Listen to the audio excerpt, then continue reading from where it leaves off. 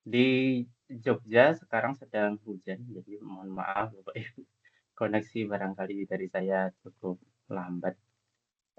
Baik, terima kasih Bapak Ibu sekalian. Kelihatannya ini recordingnya sudah berjalan. Selamat malam, Assalamualaikum warahmatullahi wabarakatuh. Saya ulangi Waalaikumsalam kembali lagi. warahmatullahi wabarakatuh.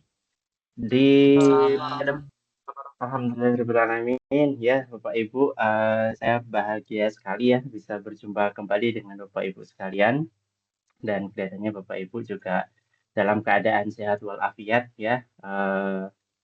Ya barangkali banyak sekali urusan di luar sana tetapi Bapak Ibu bisa menyempatkan untuk hadir pada malam hari ini, duduk bersama, eh, menyimak yang akan saya paparkan begitu ya, yang saya ceritakan dari pengalaman ber bertahun-tahun saya begitu ya yang berkaitan dengan kebumian dan ini semoga nanti apa yang saya sampaikan bisa bermanfaat untuk ibu bapak sekalian gitu ya. Dan sekali lagi ini karena kita apa ya bapak ibu, kita berasal dari berbagai macam mata pelajaran begitu ya.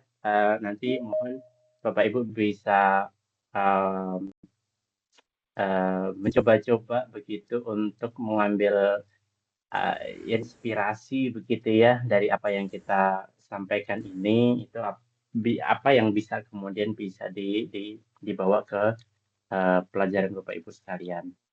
Terutama untuk pelajaran MIPA itu mudah ya relevansinya, tetapi untuk pelajaran sosial gitu ya, barangkali nanti kita akan coba sedikit bahas juga tentang aspek sosial gitu ya, walaupun di dalam paparan slide itu tidak secara eksplisit ke arah situ, tetapi memang uh, topik pada malam hari ini yaitu berkaitan dengan mineral dan batuan itu berkaitan erat dengan aktivitas kita ya di kehidupan sehari-hari.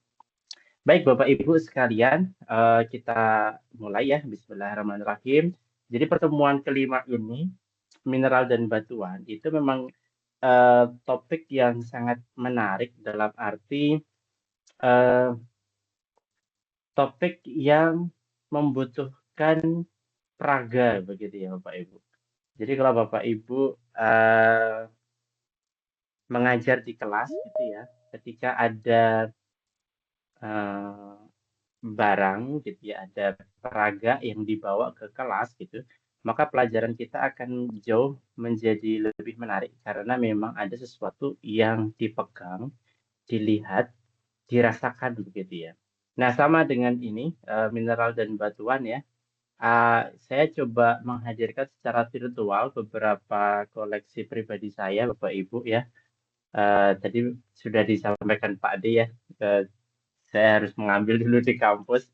Kalau saya memberi kuliah dari kampus bisa gitu ya, tapi ya resikonya tidak bisa lama karena takut terkunci portalnya gitu ya, Pak Ibu.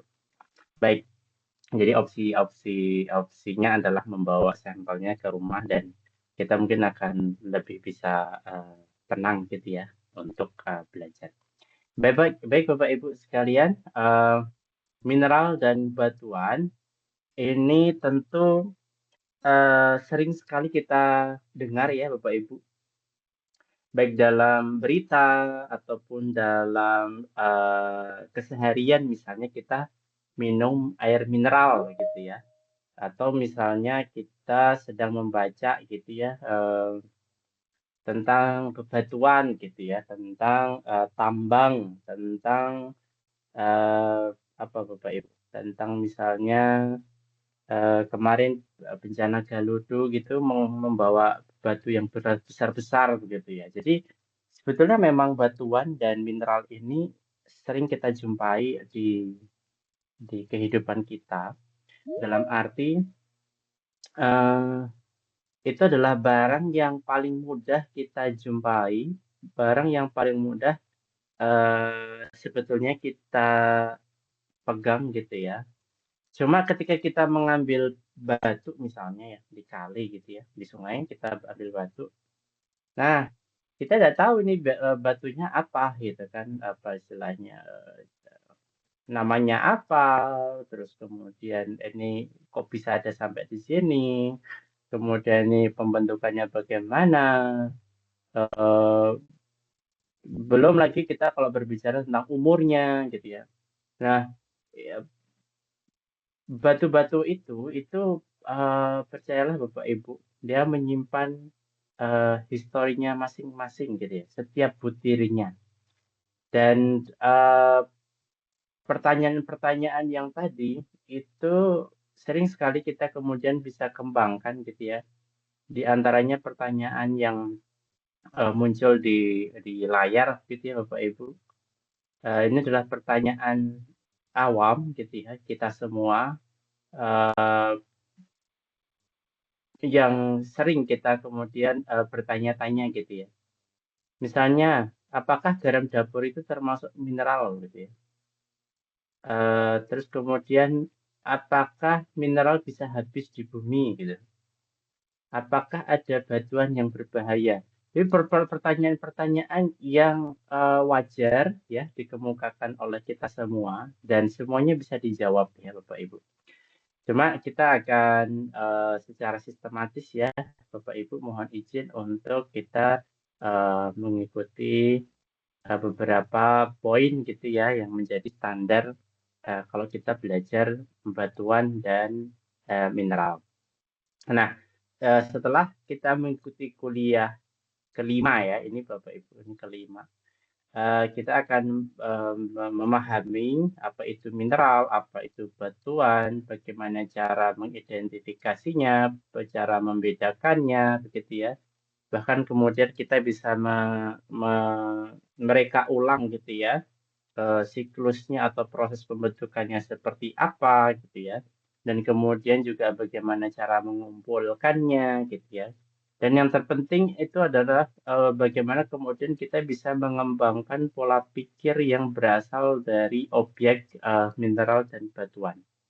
Termasuk di sini aspek sosial ya, bahasa, eh, sosiologi, kemudian eh, dari aspek ekonomi gitu ya, itu baru kemudian masuk ke ranah aplikasi seperti ini. Jadi interaksi manusia dengan mineral dan batuan gitu ya.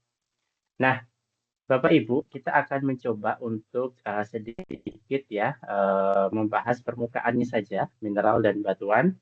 Kemudian kita akan mencoba melihat mineralnya sendiri, Bapak Ibu ya, komposisi kimianya seperti apa, kemudian sifat fisiknya seperti apa, kemudian beberapa batuan yang perlu yang kita pelajari aja adalah juga tentang jenis batuannya apa saja, bagaimana siklus pembentukannya, sebarannya di bumi gitu ya.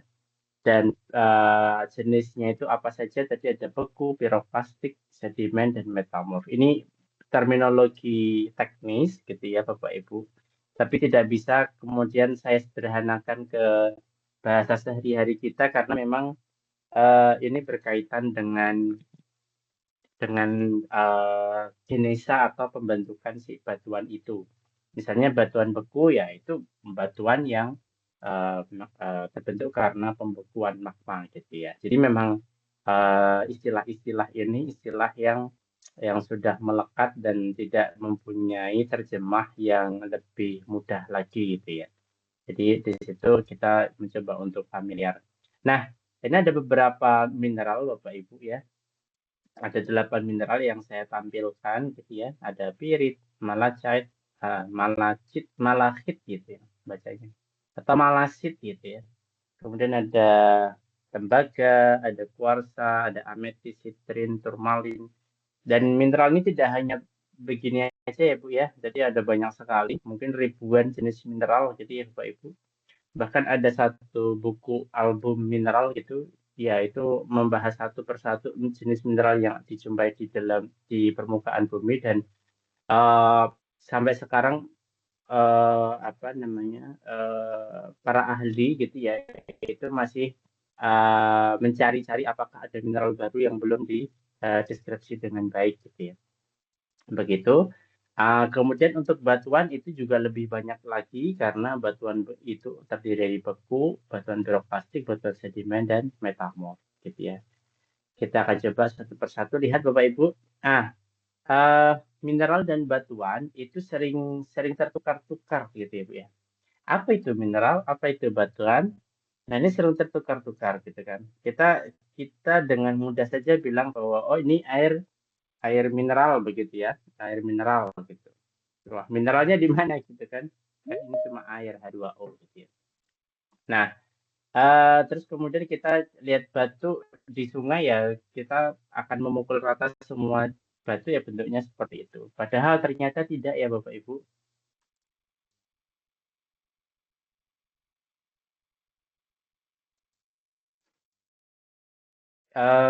Mineral itu tidak hanya satu jenis, begitu pula dengan batuan gitu ya. Ada banyak sekali variasinya. Nah, mineral itu sendiri, Bapak Ibu, merupakan satu individu butiran kristal tunggal yang mempunyai komposisi kimia yang homogen. Homogen itu artinya unsur dan senyawanya tertentu saja, begitu ya. Dan memiliki struktur kristal yang khas dan beraturan karena memang sifat komposisi kimia tadi. Jadi misalnya Anda mineral kalsit gitu ya, plagioklas itu dua-duanya bisa dibedakan berdasarkan komposisi kimianya, walaupun sama-sama bentuknya kristal. Misalnya seperti ini Bu ya, piroksin dan juga kuarsa atau belerang ini ya, bentuk kristalnya sama gitu ya Bapak Ibu. Tetapi apa komposisi kimianya berbeda gitu ya. Sehingga itulah yang kemudian membedakan kuarsa itu warnanya bening, belerang warnanya kuning, piroksin warnanya hitam, kehijauan, begitu ya, dan seterusnya. Nah, terus apa itu batuan? Nah, batuan itu adalah kumpulan dari satu atau banyak mineral, Bapak Ibu. Jadi agregat dari mineral, gitu ya. Agregat itu aja kumpulan gitu ya. Dalam satu bongkah itu tersusun oleh berbagai butir mineral yang berbeda-beda gitu ya. Nah, jadi itu yang membedakan ya Bapak Ibu, apa itu mineral, apa itu batuan. Batuan itu kumpulan dari mineral gitu ya. Nah, eh, ukuran mineral dan batuan itu bervariasi ya. Proses pembentukannya juga bervariasi dan ini yang berukuran dari kurang dari 1 mm hingga bermeter-meter gitu ada untuk batuan ya Bapak Ibu. Tapi kalau untuk mineral itu biasanya dalam hitungan senti saja Bapak Ibu. Nah ini di dalam di tempat saya ini sudah hadir bersama kita beberapa sampel Bapak Ibu. Semoga nanti bisa kita eh, apa bisa kita bentar ada telepon bisa kita munculkan contohnya. Nah, ini adalah sekarang kita masuk ke mineral ya Bapak Ibu. Komposisi kimia dan pengaruhnya gitu ya dalam mineral. Nah, mineral ini secara umum dibagi menjadi 8 golongan. Wah, banyak sekali Bapak Ibu. Ada mineral yang mengandung unsur asli gitu ya atau satu tunggal gitu ya, tunggal unsurnya. Misalnya ada AU, ada S atau belerang, ada tembaga, Cu gitu ya. Dan itu bisa berdiri sendiri gitu ya. Kemudian ada mineral karbonat ya. Ada yang bergugus CO32 gitu ya. Nah, ini ada beberapa contoh mineralnya, ada kalsit, siderit, dolomit, tapi unsur-unsur logamnya itu berikatan dengan CO32-. Kemudian sulfat ya, SO4 ya, ada gypsum, ada anhidrit, ada kemudian yang keempat ada silikat gitu ya, SiO, oksida O, sulfida S2-, halida itu Cl gitu ya. Enggak cuma Cl sebetulnya Bapak Ibu, tapi di gugus halida ya. kemudian ada fosfat gitu ya. Nah, kedelapan ini berbeda-beda Bapak Ibu, komposisi kimianya, gugus kimianya, yang itu kemudian berpengaruh pada misalnya warna mineral ya. Warna mineral itu bisa macam-macam Bu ya. Ada yang warnanya hijau, ada yang warnanya merah, ungu, kuning, dan macam-macamnya lagi gitu ya. Dan itu ternyata hijaunya itu muncul dari tembaga Bapak Ibu. Bapak Ibu kalau pernah melihat atau punya bahan logam tembaga yang sudah berkarat gitu ya Bapak Ibu, dia akan berubah menjadi warnanya hijau kan, kehijau-hijauan. Nah itu sama juga Bapak Ibu. Jadi tembaga itu yang berkontribusi memberi warna mineral itu berwarna hijau. Kemudian tentu kalau merah itu ya, itu karena besi ya, karena unsur besi atau Fe. Kemudian untuk ametis, Bapak Ibu, sebetulnya ametis itu termasuk silikat ya, termasuk kuarsa SiO2, tetapi karena ada pengotor Mn ya, mangan, maka dia berubah menjadi ungu. Kemudian ketika ametis ini dipanaskan dalam suhu 300-an derajat Celcius gitu ya, Mn-nya akan somehow gitu ya Bapak Ibu, dia terganti terubah gitu ya menjadi warna yang lain gitu ya. Misalnya seperti sitrin ini. Ini sama dengan SiO2 juga, cuma pengotor Fe-nya tidak terlalu dominan, tapi begitu dipanaskan Fe-nya jadi lebih menyala gitu ya Bapak Ibu. Lebih lebih terlihat. Nah, kemudian komposisi kimia mineral yang berbeda-beda ini itu juga berpengaruh pada bentuk mineralnya Bapak Ibu ya, macam-macam kristal-kristalnya dan juga kekerasan mineralnya Bapak Ibu, mulai dari yang paling lunak seperti talk. Bapak Ibu pernah melihat ya, talk itu bahan dasar bedak kita Bapak Ibu, talak gitu ya, bedak bayi itu asal mulanya dari mineral talk karena memang yang paling rapuh gitu ya dan relatif aman untuk kulit kita. Kemudian berlangsung di atasnya itu ada gipsum Bapak Ibu. Nah, gipsum ini yang lunak juga sering dipakai untuk bahan bangunan. Tetapi gipsum ini memiliki potensi bahaya ya bila terhirup oleh kita gitu ya, saluran pernapasan kita, gipsum. Nah, kalsit ini CaCO3 Bapak Ibu sering dipakai untuk bahan bangunan juga ya, sebagai bahan campuran semen dan seterusnya. Itulah kenapa semen Padang itu nambang batuan yang mengandung kalsit Bapak Ibu ya. Karena yang diambil adalah CaCO3-nya gitu ya. Kemudian ada fluorid ya. Fluorid ini ada unsur F-nya yang ya tentu pemanfaatnya bisa banyak sekali F ini. Kemudian ada apatit, ada ortoklas, kuarsa. Nah, kuarsa ini sering dijadikan sebagai bahan kaca ya Bapak Ibu. Kaca, gelas itu bahannya kuarsa dengan kekerasan 7. Kemudian topas, korundum, berlian itu golongan mineral-mineral eh, eh, yang mempunyai nilai ekonomis tinggi ya Bapak Ibu. Selain karena kekerasannya juga karena kelangkaannya.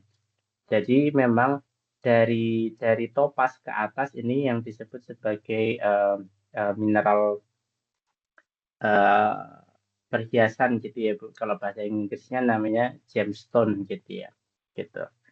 Dan komposisi kimia mineral ini juga berpengaruh pada reaktivitasnya ya Bapak Ibu. Misalnya untuk CaCO3 karbonat itu kalau ketemu asam dia akan bereaksi gitu ya Bapak Ibu.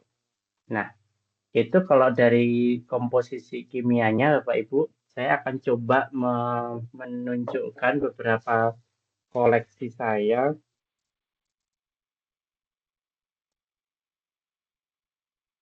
Hmm, apakah tampak ya Bapak Ibu? Nah, ini saya punya beberapa mineral yang rasanya menarik kalau misalnya kita mau mendiskusikan lebih lanjut. Ini contohnya Bapak Ibu, apakah tampak? Ini eksperimen sekali sih. Tampak ya Bapak Ibu ya? Pak Martian. Nampak, Iya, Mas. ini namanya kalsit Bu ya. Kalsit itu dengan gugus kimia CO3 ya, karbonat. Jadi memang struktur kristalnya dia seperti ini, eh, rata seperti ini Bapak Ibu ya, seperti tahu.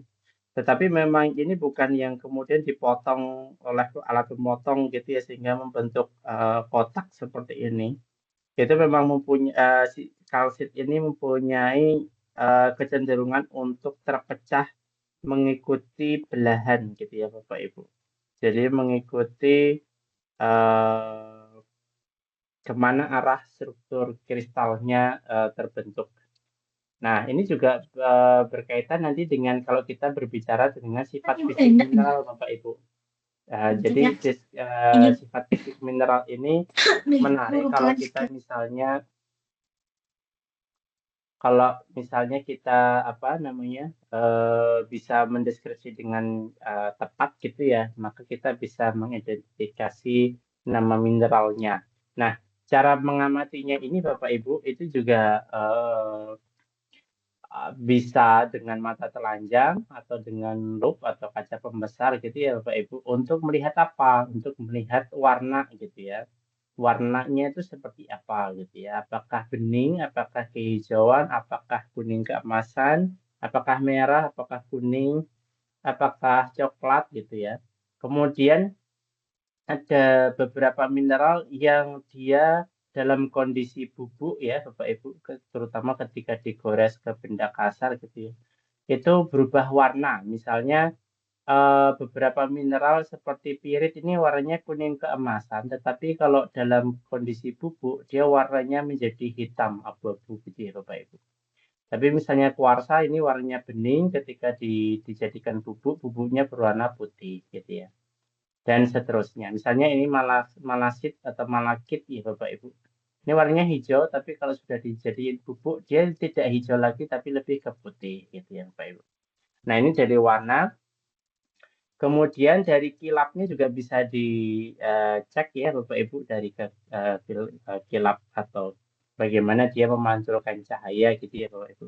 Seperti kaca, seperti translucent gitu, seperti tanah, kusam dan seterusnya. Masih ada banyak lagi sebetulnya. Dan bentuknya ada yang kristal, ada yang amorf, tidak berbentuk kristal gitu ya. Dan ada yang polimorf, ini lebih lanjut lagi, misalnya berlian dan grafit itu sama-sama karbon, tetapi sistem kristalnya berbeda. Kemudian untuk pecahan juga ternyata bisa kita pakai Bapak Ibu ya, pecahan dan belahan seperti contoh kita ini. Ini adalah contoh kalsit, dia mempunyai belahan 3 arah gitu ya. Jadi ini 1, 2, dan 3 gitu ya. Jadi ada 3 arah, 3 permukaan yang rata gitu ya. Nah itu adalah belahan. Kalau pecahan itu cenderungnya tidak mengikuti belahan. Jadi misalnya ada beberapa mineral yang kalau pecah itu ya pecah aja gitu ya Bapak Ibu. Baik, terus kemudian ada tenacity. Tenacity ini lebih ke bagaimana mineral itu kalau dikenai pukulan, tarikan atau tekanan gitu ya. Ada mineral-mineral yang mudah rapuh gitu ya. Ada juga yang bisa ditempa seperti emas gitu ya. Makanya emas murni itu logamnya lunak sekali Bu. Kita bisa dengan jari saja bisa dibentuk gitu ya. Tembaga juga sama gitu ya. Tapi kalau tembaga dicampur dengan emas mah dia lebih lebih kokoh gitu ya, lebih kuat. Kemudian sectile ini bisa disayat. Ini ada beberapa mineral yang eh, ber apa namanya ber berkekerasan rendah gitu ya Bapak Ibu itu bisa disayat. Terus kemudian fleksibel itu lentur bisa ditekuk tapi tidak sampai patah. Ini misalnya mineral-mineral mika Apakah saya punya mineral mica? Sebentar Bapak Ibu, saya coba buka dulu. Ternyata saya tidak membawa mineral mica, tapi ya nggak apa-apa. Oke. Oke, Bapak Ibu, kita mulai eksperimen ya, eksperimen. Enggak, saya mau pamer Bapak Ibu sebetulnya. Jadi ini adalah mineral kalsit tadi ya Bapak Ibu yang berwarna hijau, walaupun aslinya kalsit itu tidak berwarna hijau tapi lebih ke bening seperti ini. Ini juga kalsit Bapak Ibu, cuma kalsitnya yang berwarna bening gitu ya. Ada juga yang berwarna lebih ke putih ya, seperti kristal, benar-benar putih warnanya. Sebentar, saya ambilkan contohnya ini Bapak Ibu ya. Nah, ini contoh mineral kalsit begitu ya. Coba saya. Nah, kelihatan ya Pak Adi ya? Yan, jaraknya dengan Ya. kamera dijaga biar fokus, biar kelihatan fokus. Oh gitu. Hmm. Siap. Nah, ini Jadi masalahnya biar saya kelihatan tidak bisa kelihatan ngecek. apanya, molekulnya, bentuknya gitu. Hmm. Ini sudah fokus belum Pak Adi? Belum, mundur dikit, dijauhkan. Terus belum. Atau mungkin ini apa lebih ke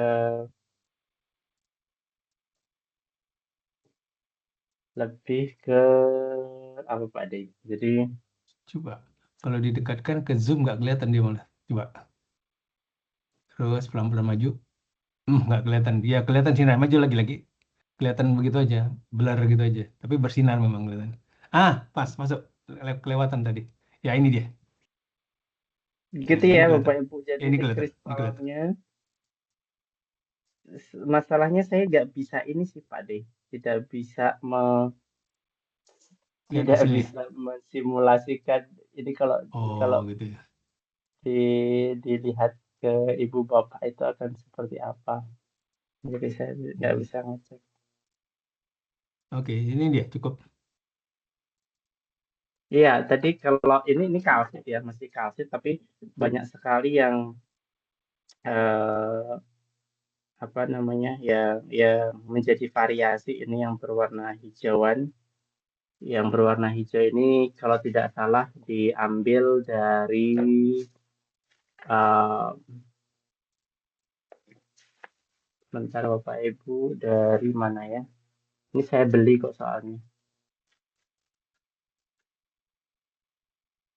Dari Meksiko Bapak Ibu ya, dari Meksiko. Jadi tidak ada di Indonesia bentuknya yang seperti ini. Terus kemudian ada juga yang seperti ini Bapak Ibu. Ini adalah gypsum ya. Gypsum yang juga berasal dari Meksiko lagi-lagi. Nah, kalau gypsum yang kita miliki di Indonesia itu bentuknya seperti ini.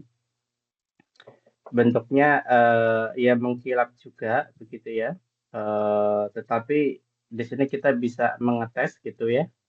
Tadi kan kekerasannya gypsum itu 2, gitu ya. Sedangkan kuku jari kita itu 2,5. Nah, itu kalau kita gores gitu ya, maka gypsumnya akan kalah ya. Bisa kita gores dengan jari gitu ya. Kurang lebih seperti itu. Ini adalah contoh gypsum. Kilapnya kelihatan ya Pak Dia? Ya, itu kelihatan. Ya, sekali. Oke. Mohon maaf Bapak Ibu ya, ini kita keterbatasan sekali untuk mendemonstrasikan. Kalau ini adalah ametis Bapak Ibu. Jadi ametis ini saya beli di Jepang. Bentuknya memang seperti ini ametis ya, seperti yang di ilustrasi di layar gitu ya. Di ametis. Terus kemudian kalau yang ini namanya sitrin, seperti ametis tapi warnanya lebih ke kuning ya Bapak Ibu. Karena unsur pengonturnya yang berbeda. Jadi ini warnanya kuning. Tapi permukaan yang rata seperti ini Bu ya, licin seperti ini, itu bukan dipoles ya, tapi memang asli dari si kristal mineralnya gitu ya. Itu yang menjadi perlu menjadi perhatian. Dan bentuknya yang saling Bapak Ibu, saling bertumpuk-tumpuk begitu ya, seperti yang gypsum ini tadi, Zen Rose ini itu juga asli gitu ya, dari alamnya begitu, saling menyelang seperti ini. Ini seperti gulungan benang ya Bapak Ibu ya. Nah, terus kemudian saya punya apa lagi? Terus kemudian ini Bapak Ibu, ini yang kita sebut sebagai pirit. Semoga terlihat dengan jelas. Kamera HP saya harusnya autofocus sih Pak De. Oh, gitu ya. Nah, ini Bapak Ibu, ini adalah pirit ya, butiran-butiran pirit yang kemungkinan ya karena ukurannya kecil-kecil ya Bapak Ibu ya, seperti gula pasir yang mengumpul jadi satu, warnanya lebih ke eh, kayak kuning emas gitu ya, logam begitu, walaupun tidak seperti yang emas betulan gitu ya. Tapi ini karena memang eh, kandungan dari apa namanya Fe-nya Bapak Ibu ya. Sebentar nih kalau saya coba untuk spotlight bisa nggak ya?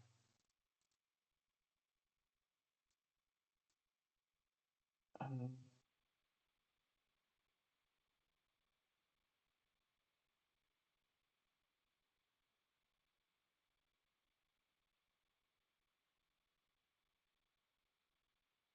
Kalau sekarang yang tampak Bapak di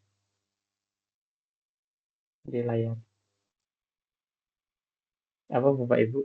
Apakah lebih terlihat kah? Yang sebentar Lebih ini terlihat, Mas Mas. Yan, Lebih jelas, Mas Yan. belum. Harusnya di layar ada 3 panel ya Bapak Ibu. Jadi atau mungkin bisa kalau ini saya off kan muncul nggak ya Bapak Ibu? Jadi Pak. PPT saya dan juga ini apa namanya demonstrasinya. Baik, terus kemudian ada juga Bapak Ibu saya mendapat kesempatan untuk bisa membeli, lagi-lagi beli ya Bapak Ibu. Ini mineral yang disebut sebagai galena. Mineralnya sangat berat sekali nih Bapak Ibu ya. Ukuran sebutir ini saja bisa mungkin setengah kilo. Berat sekali isinya karena komposisinya timbal dan sulfida. Ini mirip seperti pirit tadi, sama-sama sulfida, cuma yang galena ini timbal Bapak Ibu. Ya, timbal yang biasa dipakai untuk logam pancing gitu ya Bapak Ibu.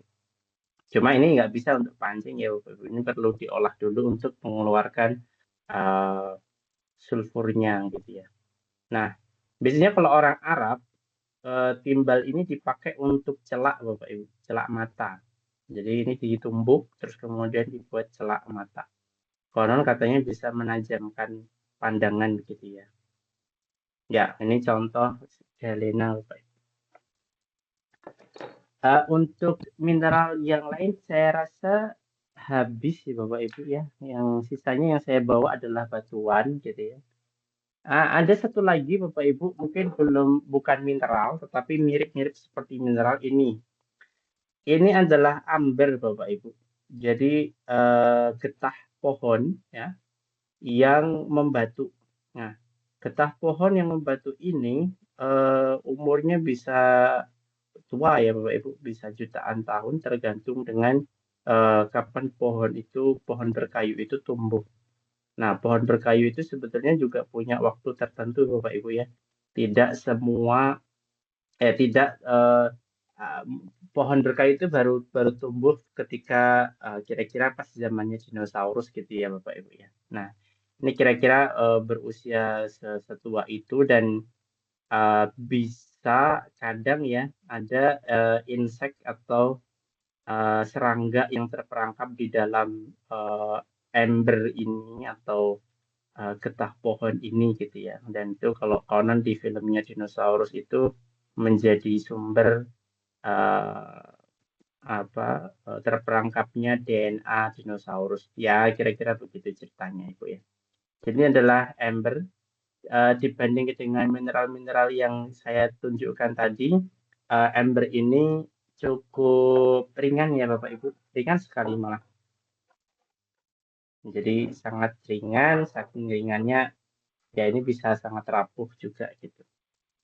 Baik, terus kemudian kita sudah Bapak Ibu untuk mineral, kita masuk ke batuan. Nah, di batuan ini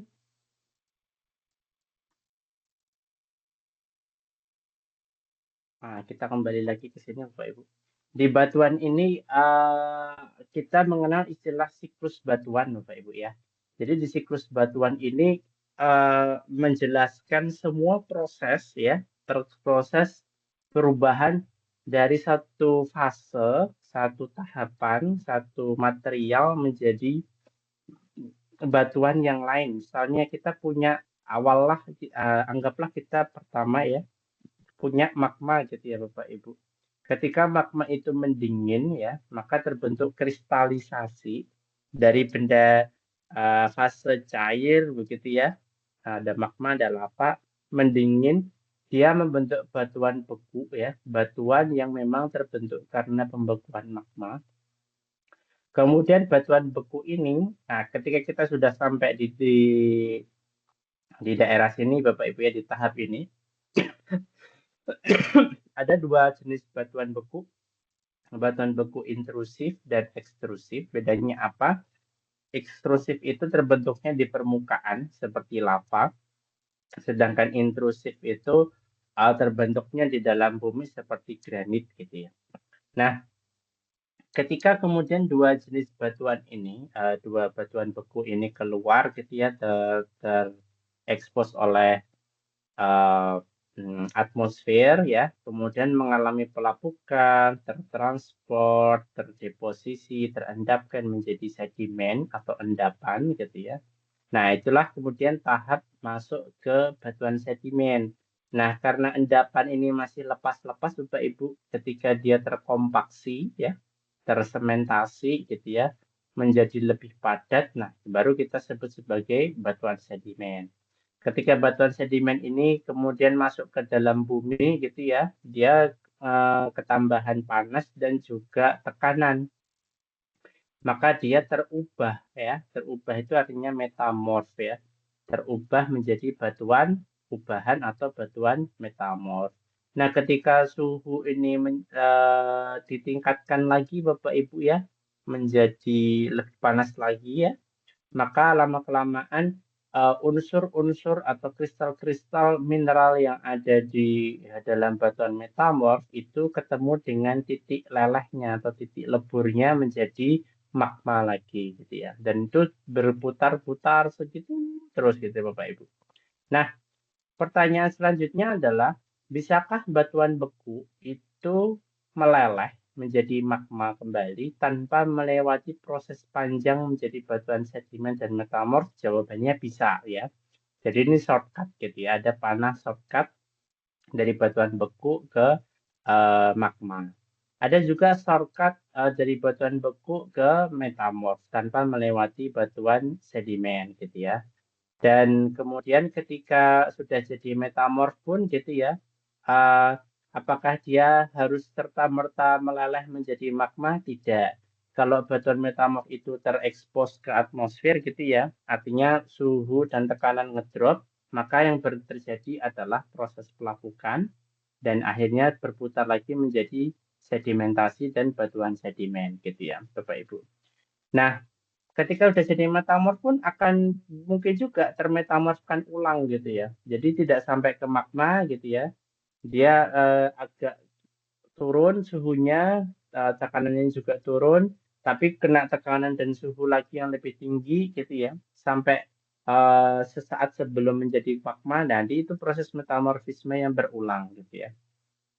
Itu juga bisa terjadi. Dan dari batuan sedimen pun tidak serta-merta akan berubah menjadi metamorf, Bu. Jadi bisa juga dia terombak lagi ya, terpecah-pecah lagi, terlapukkan lagi menjadi sedimen gitu ya. Jadi siklus batuan ini itu sangatlah kompleks ya peristiwanya dan bekerja sangat lamban, tetapi dalam skala waktu geologi ini bisa dihitung cepat ya Bapak Ibu. Dari magma hingga kemudian kembali ke magma lagi. Nah, karena ini siklus, sebetulnya kita tidak mempunyai awalannya seperti apa gitu ya, karena ini siklus. Jadi kita bisa berandai-andai kita start dari mana saja. Tetapi memang kalau kita melihat ke sejarah bumi masa lampau gitu ya Bapak Ibu, di awal pembentukan yang masih berfase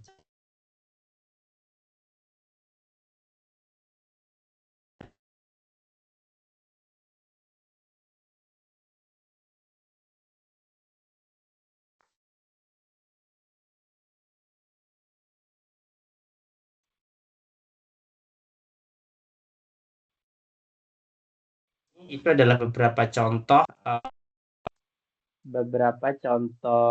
batuan Bapak Ibu. Misalnya untuk batuan beku ya, intrusif ya, atau disebutnya plutonik. Ya, istilahnya tidak terlalu penting untuk Bapak Ibu, tetapi yang terpenting adalah batuan yang terbentuk di kedalaman gitu ya Bapak Ibu, sehingga ukuran kristalnya besar-besar. Kenapa? Karena proses pendinginannya itu berjalan lambat Bapak Ibu, sehingga apa? Si magma yang mengkristal itu mempunyai waktu yang cukup untuk membentuk kristal yang ukurannya besar dan tampak dilihat oleh mata kita gitu ya. Berbeda dengan ekstrusif. Kalau ekstrusif itu magma yang keluar menjadi lava itu keluar mendingin dengan sangat cepat karena atmosfer kita sangat dingin dibandingkan dengan dapur magma.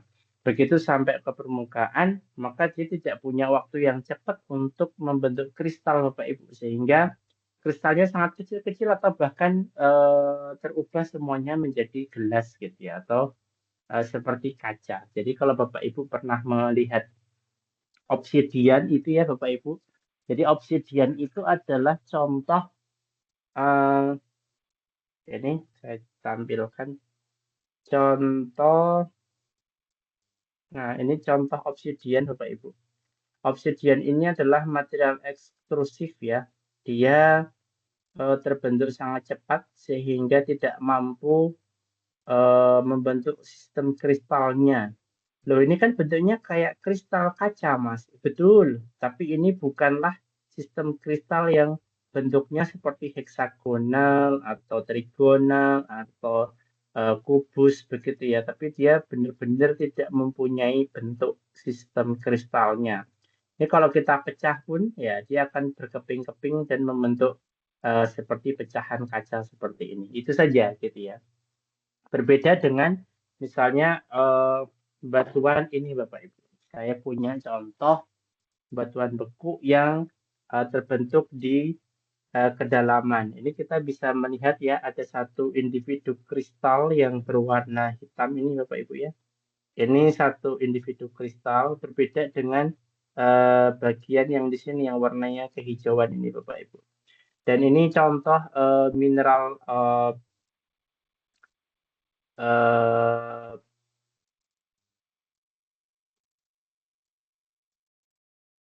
mineral mungkin gabbro ya Bapak Ibu ya. Jadi ini bersifat mafic gitu ya, berwarna gelap dan jauh sekali di bawah sana gitu ya pembentukannya. Sehingga kristalnya itu kalau kita amati secara seksama itu berukuran besar-besar ini. Apakah kelihatan pantulannya? Ini satu kristal besar nih gitu Bapak Ibu ya. Yang hitam-hitam ini satu kristal yang besar nih. Ini satu kristal yang besar. Jadi ini juga gitu. Baik, untuk sebarannya Bapak Ibu ya, di mana kita akan menjumpai batuan beku, menjumpai batuan metamorf dan sedimen gitu ya. secara luas permukaan, ternyata batuan sedimen itu sering kita jumpai, Bu, karena memang dia sifatnya menumpang ya, ada di permukaan sehingga kita akan sering ketemu batuan sedimen seperti batu pasir, kemudian batuan yang ada di sungai gitu ya, batu lempung dan seterusnya. Tapi kalau untuk batuan yang dari magma ya, pembentukan magma maupun dari batuan metamorf itu harus dia terekspos dulu ya, terangkat dan terekspos ke permukaan hingga kita bisa menjumpai di permukaan. Tetapi kalau dari posisi normalnya kita akan sulit sekali menjumpai batuan beku dan batuan metamorf karena dia ada di dalam di bawah permukaan bumi gitu ya Bapak Ibu. Nah, ini contoh batuan beku Bapak Ibu. Mari kita singkirkan mineral-mineral saya. Kita akan mencoba untuk melihat variasi dari batuan beku. Nah, ini saya akan munculkan beberapa sampel batuan beku, Bapak Ibu. Batuan beku mana lagi ya?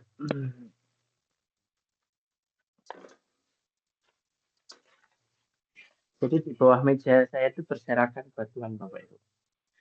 Nah, ini contoh granit, Bapak Ibu, yang saya ambil di Bangka Belitung, ya.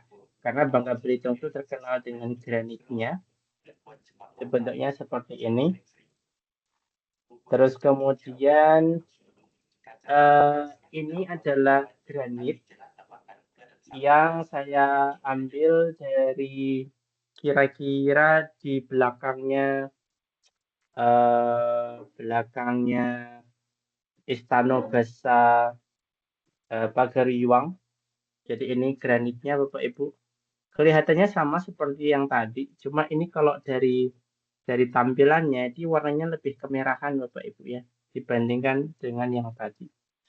Ini kan, jadi beda ya. Ini sama-sama granit, tapi yang kiri ini dari Bangka Belitung, yang granitnya bertipe sedimen gitu ya, atau asalnya itu batuan sedimen. Kemudian kalau yang kanan dia sudah kaya dengan mineral ortopas yang berwarna oranye kemerahan, atau kalau saya sebutnya warna daging ayam mentah gitu ya. Nah, itu menjadikan atau mencirikan si granitnya itu granit yang tipe asam banget gitu ya, atau tipe benua gitu. Ini kalau istilah-istilah tipe benua, tipe sedimen itu memang tingkat lanjut ya Bapak Ibu. Ini hanya untuk ilustrasi bahwa kedua jenis granit ini berbeda gitu ya. Itu. Terus kemudian yang ini itu adalah gabbro ya. Gabbro atau mineral atau batuan beku yang dia terbentuknya di kondisi yang sangat dalam, di sana juga sama seperti granit, cuma dari warnanya yang sudah lebih gelap itu menjadikan komposisinya yang lebih basah gitu ya, atau mafic. Jadi begitu Ibu Bapak sekalian, saya punya juga sampel dari kalau ini sampel dari Jerman, diambillah teman saya karena saya nitip gitu ya Bapak Ibu. Ini namanya Harzburgit. Wah, apa itu gitu ya? Pada intinya ini adalah batuan yang terbentuknya jauh di dalam permukaan bumi. Ini warnanya sangat hitam gitu ya. Dan hitamnya itu hitam yang legam gitu. Dan ini kalau kita kita teliti lebih jauh, nah dia mencirikan bagian dari mantel bumi, Bapak Ibu. Jadi harus Harzburgit gitu ya. Kurang lebih seperti itu. Nah, ini untuk batuan beku, kemudian ini beberapa gambaran dari klasifikasi gitu ya Bapak Ibu ya, terkait dengan komposisi kimianya gitu ya. dan juga dari proses pembentukannya. Jadi batuan beku itu mulai terbentuk pada suhu kira-kira 1200 derajat Celcius dan pembentukan kristal terakhir gitu ya Bapak Ibu itu di suhu 600 sampai 700 derajat Celcius. Kuarsa itu pembentukannya paling rendah atau paling telat, paling terakhir gitu ya Bapak Ibu. Nah, yang paling awal itu adalah mineral-mineral berat seperti olivin atau plagioklas yang kayak Ca dan seterusnya gitu ya. Nah, kemudian kita beranjak ke batuan yang selanjutnya, yaitu batuan piroklastik. Yang paling terkenal adalah pumice, Bapak Ibu. Ini adalah contoh pumice ya, yang saya ambil di mana Bapak Ibu harusnya sudah sangat familiar. Belum ya? Jadi pumice ini sangat ringan Bapak Ibu karena banyak rongganya, atau kalau dalam bahasa kita itu batu apung. Ya sebetulnya tidak kemudian tidak serta-merta dia mengapung ya Bapak kalau kita masukkan ke dalam air. Cuma dia sangat ringan sehingga Di pinggir pantai banyak, Mas. ya Bu. Di pinggir pantai pernah ditemukan. Saya Wah, pernah lihat batuan ini di pantai.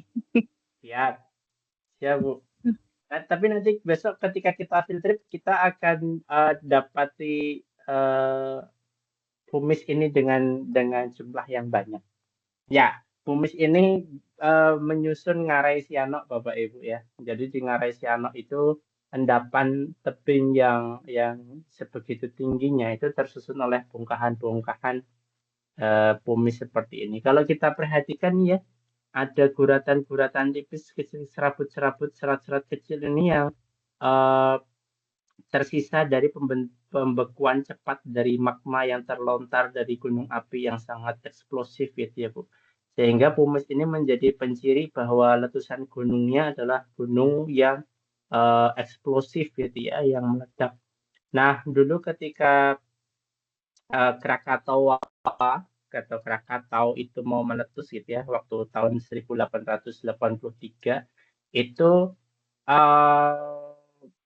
peneliti Belanda itu agak harap-harap cemas gitu ya Bapak Ibu, karena si anak dari entah anaknya atau anak dari pembantunya yang pribumi gitu ya, itu membawa pulang bongkah-bongkah pumice seperti ini katanya. Ini dapat dari mana gitu kan? Dapat dari tepi pantai gitu. Wah, nah si geologis dari Belanda itu kan langsung kaget ya, loh ini ada pumice yang gedenya sebongkah-bongkah seperti ini dan ada di pinggir terdapat di pinggir pantai Banten sana gitu ya. Ah, gunungnya gunung yang mana gitu kan? Kan gunung di sana itu kan terbatas ya, artinya satu dua saja gunungnya gitu. Tapi kalau untuk yang ukuran sampai sebesar-besar ini, berarti kan memang membutuhkan jarak yang dekat gitu ya. Kalau pumice-nya itu ukurannya kecil-kecil, satu ibu jari gitu ya, itu tentu lebih jauh lagi gitu ya. Tapi kalau ukurannya besar-besar berarti sumbernya dekat dan eksplosif itu. Nah, akhirnya lah menduga Gunung Krakatau itu yang akan meletus dan benar Bapak Ibu ya. Di tahun itu meletus dengan pekikan suara yang menggelegar sampai beratus-ratus kilometer itu terdengar. Konon di belahan bumi yang lain itu mendengar suara ledakan yang sangat jauh gitu ya, rasanya sangat jauh gitu, tapi terdengar gitu. Dan itu ternyata kalau disusun secara historis penanggalan dari dokumen itu, dari catatan orang zaman dulu itu cocok dengan event Krakatau meletus gitu ya Bapak Ibu. Nah, tadi sudah dengan kita ada apa? Ada obsidian, kemudian ada pumice, dan ada satu lagi Bapak Ibu yang juga menarik ya, yaitu ini. Ini adalah lava Bapak Ibu, bertekstur lubang-lubang skoria gitu ya. Mungkin kalau Bapak Ibu geografi pernah mendengar istilah skoria atau lubang-lubangnya itu. Itu adalah lubang-lubang gas yang terjebak ketika pembekuan si lava ini dengan cepat gitu ya Bapak Ibu. Ini skoria. Kalau ini itu lava juga, tapi karena dia terlontar gitu ya ke udara dan pembekuannya di udara, maka bentuknya seperti cireng, tapi cireng yang gosong ya Bapak Ibu. Jadi warnanya hitam. Ya persis cireng kalau saya bilang itu ya, seperti aci goreng itu, cuma warnanya hitam gitu ya Bapak Ibu. Jadi pembekuannya cepat sekali di ketika terlontar di mana di udara. Ini batuan piroklastik. Piro itu artinya api, klastik itu artinya pecahan.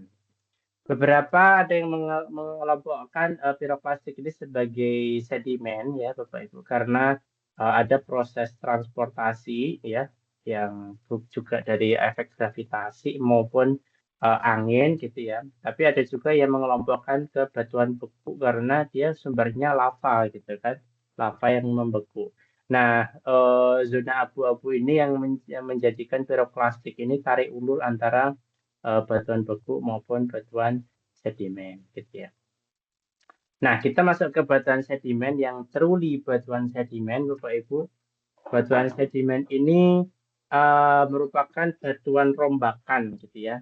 Jadi memang kalau kita melihat konteks rombakan, kita bisa kemudian langsung menduga, oh ini Bapak Ibu contoh, ini adalah konglomerat ya.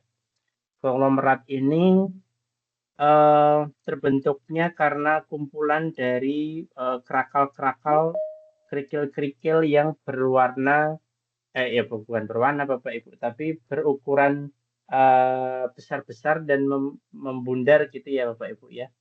Jadi ini konglomerat, ini satu fragmennya gitu ya, satu pecahannya, ini satu pecahannya. Dia tertanam dalam sebuah matriks gitu ya, ukurannya lebih halus gitu ya, seperti pasir dan sebagainya, tapi dia sangat kompak Bapak Ibu. Apa namanya? Padat gitu ya. Ini kalau dipecah pun susah ya kalau pakai tangan, harus pakai palu. Nah, ini yang membundar Bapak Ibu, namanya konglomerat ya. Jadi konglomerat itu bukan yang kemudian punya duit banyak ya Bapak Ibu ya. Ya mungkin koin-koinnya bulat-bulatnya ini menyerupai koin jadi duitnya banyak. Nah, kalau yang ini kebalikannya Bu ya. Jadi seperti konglomerat tapi kalau runcing-runcing gimana Mas? Ini contohnya. Ini fragmennya runcing gitu ya. Ini fragmen yang runcing, ini yang runcing lagi. Nah, ini namanya breksi Bapak Ibu. Breksi.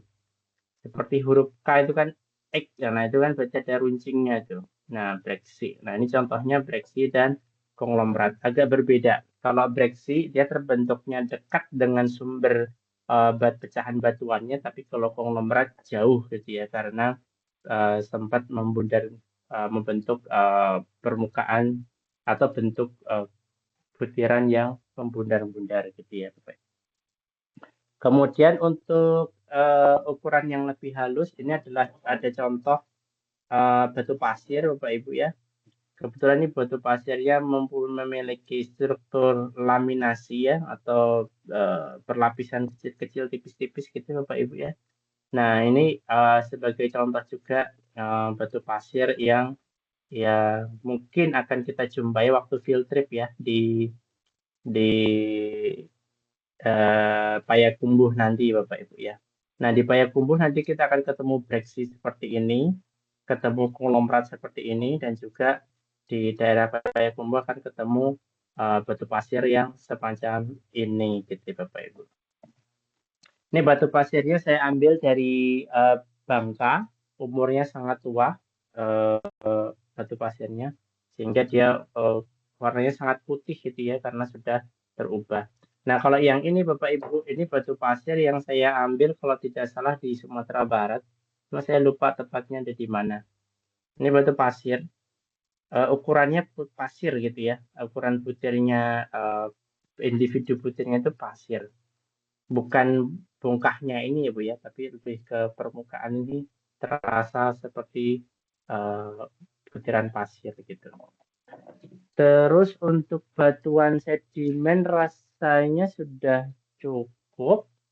Kita masuk ke Ini ada fosil ya Bapak Ibu, cuma saya tidak ke bawah ini fosilnya. Oh, ini saya punya satu lagi Bapak Ibu. Ini batuan sedimen juga. Ini seperti obsidian tadi, cuma ini tersusun oleh unsur karbon ya Bapak Ibu, dan mengkilap seperti ini. Ini adalah batu bara. Ya. Yang ini saya ambil di Sumatera juga, di Sumatera Barat. Waktu itu saya ambil di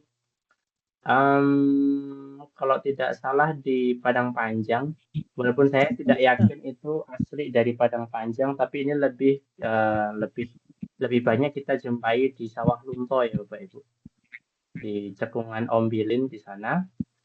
Tapi ini asli dari Sumatera Barat gitu ya. Jadi koleksi saya itu banyak dari Sumatera Barat Bapak Ibu.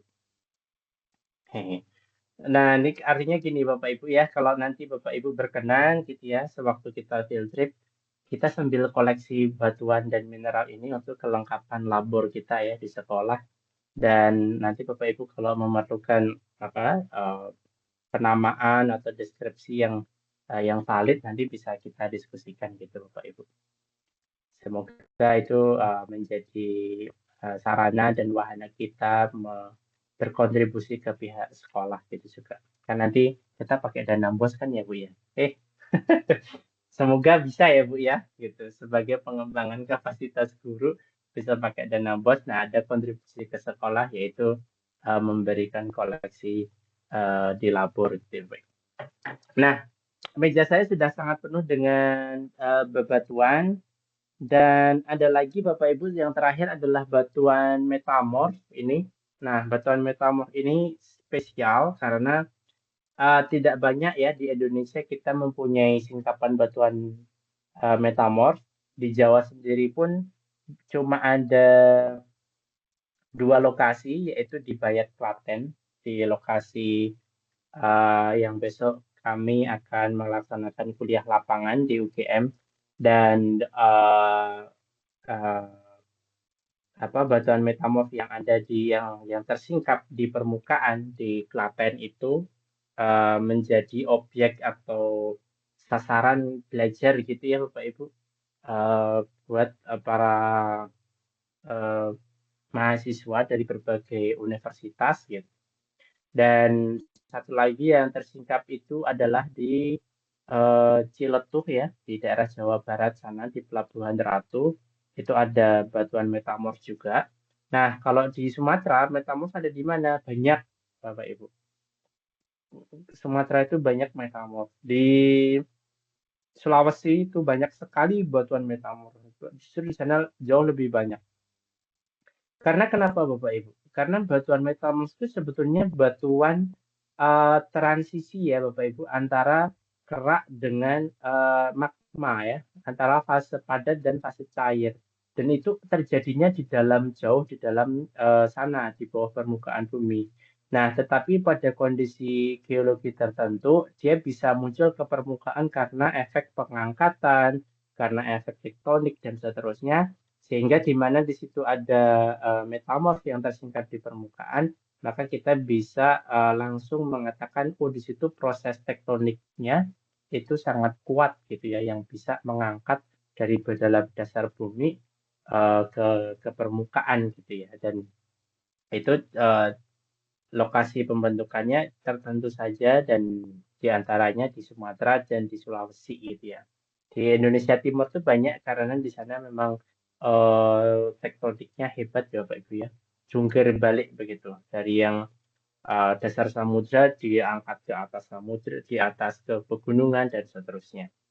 Itu. Ini contoh metamorf Bapak Ibu ya. Kita bisa melihat kilaunya. Ini contoh. Terus kemudian ada metamorf yang lain lagi. Ini contohnya Bapak Ibu seperti batu sabak ya. Waktu itu Bapak Ibu kalau sekolah dulu, zaman dulu pakai sabak ya, bisa ditulisi kemudian dihapus.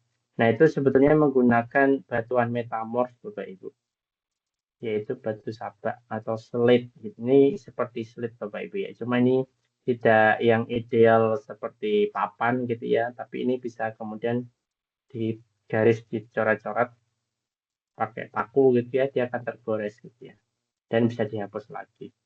Kira-kira seperti itu metamorf.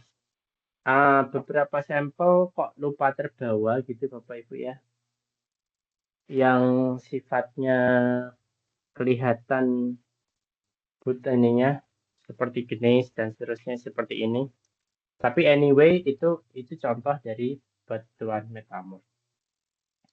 Nah, Bapak Ibu, sedikit ya kita refleksi dan merenung gitu ya, bahwa batuan itu adalah arsip alami sejarah bumi. Mereka terbentuk melalui proses berkelanjutan yang saling terhubung dalam siklus panjang geologi dan umur geologi. Maka dengan memahami batuan, kita bisa memahami asal-usul, dinamika, dan masa depan bumi. Karena batuannya adalah produknya gitu ya Bapak Ibu. Produk dari proses dinamika bumi gitu ya. Endogen dan eksogen itu materialnya adalah mineral dan batuan. Jadi batuan itu kelihatannya tampak diam nih Bapak Ibu. Tapi mereka menyimpan cerita jutaan tahun tentang bumi kita. Jadi mari terus kita belajar, mengamati, dan menghargai setiap jejak proses geologi di sekitar kita. Kira-kira itu Bapak Ibu sekalian paparan dari saya. Kita akan masuk ke sesi tanya jawab atau diskusi gitu ya Bapak Ibu. Barangkali nanti Bapak Ibu kalau punya gagasan, pendapat, pertanyaan bisa raise hand atau langsung open mic saja. Nah, ini kita sudah punya beberapa Bapak Ibu guru yang saya siap-siap mencatat. Pak Niko, silakan Pak Niko. Oke, terima kasih Mas Yan. Cek jelas Mas Yan Silakan, Pak. caranya. Siap. Oke, terima Silakan, kasih Pak Mas. Ini tadi Rasan ketika Mas Yan ada sampel fosilnya ketinggalan. Jadi izin saya bertanya, kayaknya meja Mas Yan penuh batu. Saya juga Betul. sudah Oh, kan hobi koleksi juga. Jadi oh kira-kira asik nih, ini Kak Pak Niko ya. ya cuma sudah diolah Mas Yan. Jadi kami menyebutnya di sini fosil kayu sungkai Mas Yan. Enggak. Fosil kayu ya Pak ya. Nah, seratnya seperti kayu, bongkarnya pun seperti kayu Mas Yan. Cuma sudah mengeras di batu dia, sudah membatu. Ya. Ya. Betul Nah, Pak.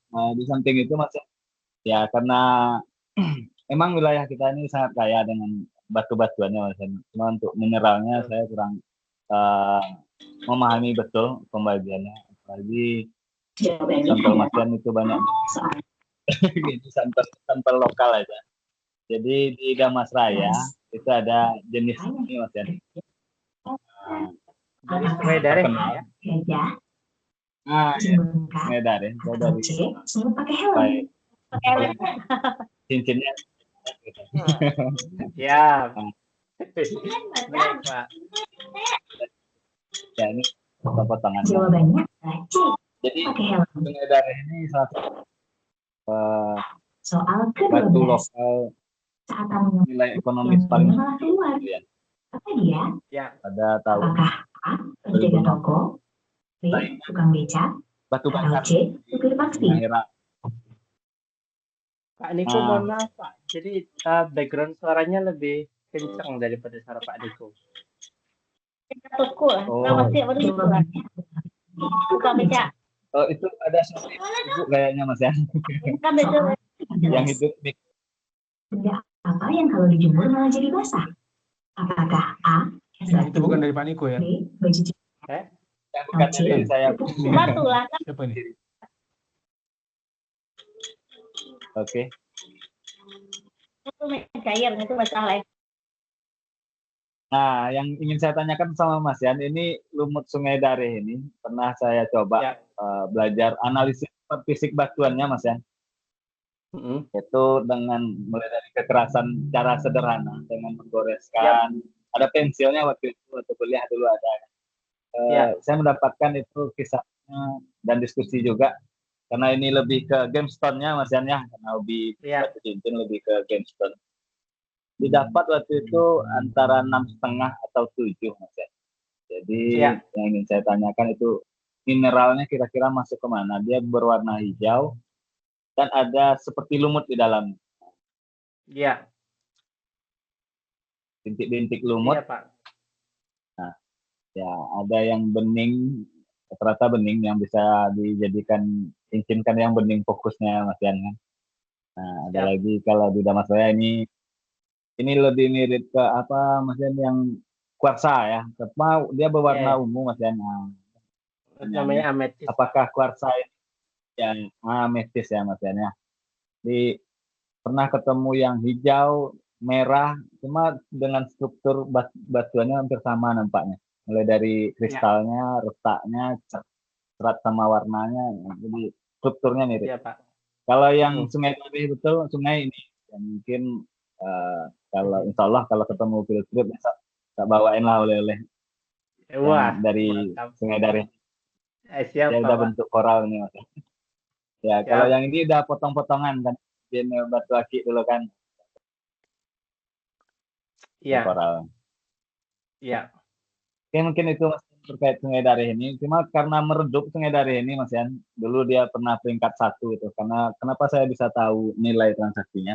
Karena saya dulu ditunjuk waktu kuliah itu karena aktif di Batu juga. Jadi sekretaris komunitas KBAM namanya, Komunitas Batu Akik Mulia Sumatera Barat. Itu pendaftar online-nya kalau di grupnya itu ada sekitar 10.000 anggotanya. Cuma yang terdaftar waktu itu yang pakai KTA sekitar 300-an ya Mas. Kebetulan saya sekretarisnya Mas Yan kan. Nah, jadi saya mengikuti kontesnya, nilainya fantastis Mas Yan. Sangguplah bersaing dengan permata, ruby, sekelas itu kan. Ya. Walaupun ini skala kekerasannya cuma 7. Kenapa bisa meredup sekarang? Jadi awal redupnya ini Mas Yan, masuk batu sejenis dan di lab kan ini kan jenisnya Idocrest, dan itu datang dari Pakistan, bongkarnya sangat banyak Mas Yan. Jadi karena itu masuk, karena hukum ekonominya itu Mas, ketika barangnya melimpah, harga turun. Itu Sungai Darih langka, makanya harganya naik. Jadi banyak sekarang yang beredar itu di online itu nggak ada lagi yang ori Sungai Darih, karena penambangnya sudah tidak ada, banyak paling tambang galian A, galian B, galian C, kan itu banyak di Sumbar nih sekarang. Jadi itu meredupnya, awal meredup, nilainya anjlok itu karena banyak beredar yang dari Pakistan dan persis sama gitu. Oke, mungkin itu Mas Yan. Mohon maaf kalau terlalu panjang Bapak. Aman, karena Pak. Menarik sekali. Ya, karena Mas Yan banyak batunya, jadi saya kumpulkan juga lah koleksi-koleksinya. Ada Chalcedon. Ya, ada Chalcedon juga ya Pak ya. Betul Pak. Iya, terima kasih Pak Diko ya atas ini showcase-nya gitu ya, dari koleksi dari Pak Niko. Ada yang bahan maupun yang sudah diolah gitu ya. Jadi betul Pak Niko, waktu booming akik kemarin juga banyak yang akhirnya ke rumah untuk mencari bahan gitu ya. Jadi Mas Yan ada bahan nggak? Oh ya, saya ada ini fosil kayu, ya fosil koral gitu. Karena saya juga bukan yang penikmat akik ya, saya kasih-kasih aja sih Pak. Tapi ternyata setelah diolah dengan tangan yang terampil bisa keluar motif dan jatuhnya lebih mahal ya ternyata. Ya oke lah, tapi nggak apa-apa. Apa namanya, ikut seneng gitu loh Pak, karena banyak yang kemudian bisa mengapresiasi kekayaan mineral kita gitu. Nah, misalnya kayak ini Bapak Ibu, ini contohnya labradorite. Bentar. Ini labradorite, cuman nggak terlalu ini ya kelihatan. Ini kalau di lebih dekat gitu ya, di center yang bagaimana gitu ya, sudut tertentu, nanti dia akan ketemu warna pelangi. Ini Bapak Ibu kelihatan nggak pelangi ya? Kelihatan Mas. Nah, ini ya, Bapak Ibu ini ya, bagian ini. Ini warna biru mencolok pelangi gitu ya. Jadi ini contoh labradorit, warnanya itu ada di dalam pelanginya gitu, warna hijau, biru, kadang merah gitu ya. Nah, itu juga menarik juga kalau kalau si pengolah itu bisa pintar gitu ya, sehingga apa namanya Bapak Ibu, warna yang muncul itu bisa terekspos gitu ya. Kalau yang ini contohnya Bapak Ibu, ini adalah ya kalau orang bilang namanya tiger apa gitu ya. Saya juga cuma bacanya dari tiger apa gitu Bapak. Jadi itu lebih ke seperti tiger's eye. Jadi mata Kalau harimau ya. ya kalau di Jadi Batu cat eye Mas ya. Ada cat oh eye. ya itu cat eye gitu ya. Jadi ini kalau mata kucing ya Bapak ya. Jadi kalau diarahkan ke cahaya gitu dia bisa berpendar berbeda-beda gitu ya Bu ya Pak gitu. Ya ini contoh aja Bapak Ibu. Baik Bapak Ibu, Bu Eni Ya, Widya. makasih Mas Yan. Siap, silakan Bu. Yang ini saya tertariknya gini Mas. Dulu itu saya kan pernah ke Ngalau Payakumbuh itu Mas. Ya. Nah di sana kan ada stalaktit dan stalagmit. Nah di sana itu batuannya waktu itu saya lihat ada bergaris-garis seperti itu karena saya orang seni mungkin karena indah bagus gitu kan. Cuman Ya. kepikiran ini batuannya apa jenisnya gitu kan. Walaupun modal saya kan waktu SMA aja dulu Mas belajar geografinya. Nah sekarang saya ke seni, saya keindahannya tapi ingin tahu seperti apa terjadinya stalaktit stalagmit itu gitu kan. Dan di dinding-dinding goa itu ada batuan yang kayaknya bergaris-garis seperti itu Mas. Atau Ya. mungkin besok kita bisa ke sana kali nak Mas. Ya terima kasih Mas. Lokasi Nah, ya. kemudian saya tanya Mas, kemarin kan waktu di SMA 1 Batanganai Mas sempat ke belakang. Ke itu kan jenis batuan di sana itu kira-kira apa Mas? Kayak di dinding yang terlihat dari sekolah itu Mas kan ada bergaris-garis juga itu. Pingin tahu aja Mas karena dekat dari sekolah itu kan sering nampak ya gunung itu. Terima kasih Mas. Ya, terima kasih. Terima kasih Bu Eni Widya. Jadi memang ini Bu yang di Ngalau itu kalau Ibu ketemu gua ya gua itu berarti dia spesifik terbentuk di batu gamping ya Bapak Ibu ya. Kalau bahasa awam itu batu kapur, tetapi yang lebih tepat adalah batu gamping yang ya itu isinya adalah kalsit tadi Bu, CaCO3. Dia karena terkena air hujan yang bersifat asam sehingga dia mudah larut ya dalam skala waktu geologi dia akhirnya larut dan berlubang membentuk gua. Nah, hiasan-hiasan yang ada di dalam gua itu bermacam-macam, kita sebut sebagai speleothems. Itu ada yang menggantung namanya stalaktit, yang di bawah namanya stalagmit, kalau bergabung menjadi tiang gua, terus ada beberapa varian ornamen gua yang lain gitu ya Bapak Ibu. Jadi memang itu batu gamping gitu ya Bapak Ibu yang bisa membentuk indah kayak kita di itu Bu. Terus kemudian yang lokasi yang akan kita kunjungi nanti di Ngalau itu lebih ke kalau tidak salah batu pasir Ibu ya. Jadi di tepi jalan bypass itu ada singkapan besar batu pasir. Yang uniknya adalah batu pasir di sana yang lapisannya itu semula harusnya secara konsep teoritis itu horizontal, tetapi dia sudah tegak semua gitu ya.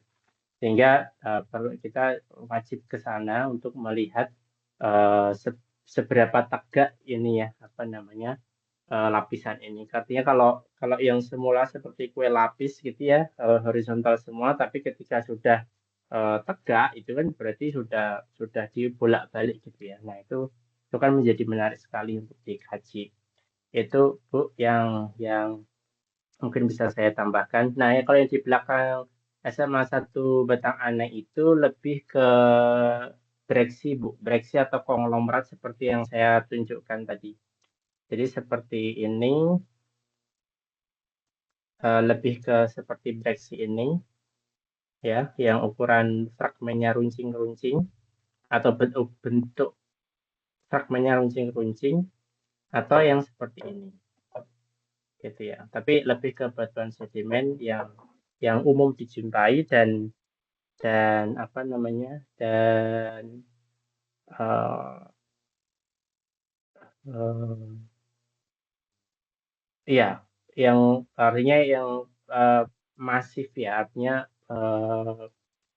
tidak mudah lapuk gitu ya Bapak Ibu ya, tidak seperti batu pasir atau batu lempung begitu, karena yaitu karena ukurannya yang kasar seperti ini sehingga dia mempunyai resistensi yang tinggi terhadap cuaca. Kurang lebih seperti itu, Bu. Baik, Ya Mas, selanjutnya Bu makasih Marjani. Mas. Ya, terima kasih Bu. Bu Marjani, silakan Bu.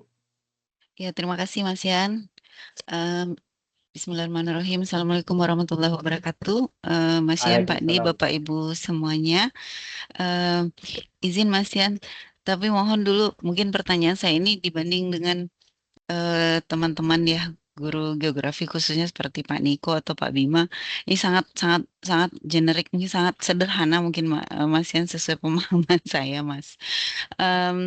Ini Mas Yan, jadi setelah paparan Mas Yan tadi khususnya yang malam ini ya tentang batuan dan mineral itu betul-betul merupakan insight berharga bagi saya khususnya Mas Yan, mungkin bagi kami semuanya. Selain visualisasinya itu cantik-cantik tadi, kemudian ada realia yang Mas Yan bawa itu semakin apa ya, membuat mata kita semakin terbuka. Oh begitu ya.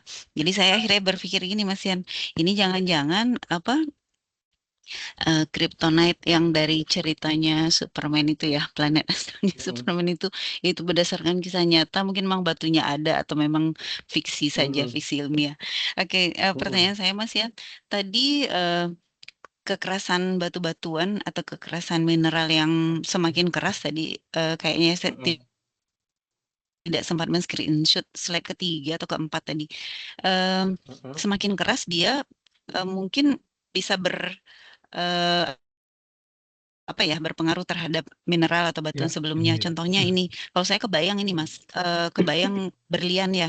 Berlian itu kan bisa memotong kaca ya Mas ya. Sementara kalau di sini kalau dilihat kaca itu kekerasannya di bawah berlian. Berlian paling keras. Nah, apakah memang seperti itu ya Mas Yan? Kemudian yang kedua, tadi batu bara ya. Sempat terbahas tadi Mas Yan, itu juga jenis batuan karena mengandung mineral karbon gitu ya Mas ya. Nah, saya berpikirnya tadinya ini batu bara ini dari namanya jelas batu ini ya Mas ya. Cuman karena asalnya kalau tidak salah dari pelapukan tumbuhan purba apa gitu ya Mas.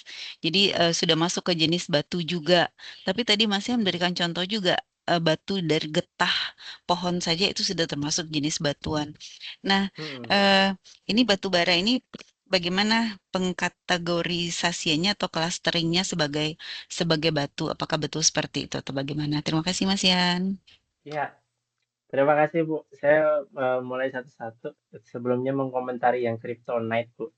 Jadi memang banyak sekali sains fiksi kita itu yang mencoba untuk ya terinspirasi gitu dengan variasi mineral-mineral yang eksotis gitu ya Bapak Ibu ya, termasuk mineral-mineral yang menjadi perhiasan itu kan mineral-mineral eksotis gitu ya, yang langka gitu. Dan uh, uh, ceritanya kalau Kryptonite itu kan memang ini ya Bu ya, dia uh, apa mineral gitu ya, yang bukan yang tidak bisa yang tidak dijumpai di bumi gitu ya. Jadi memang dari eh, dari Planet Krypton ya. langit. Jadi memang begitu Bu.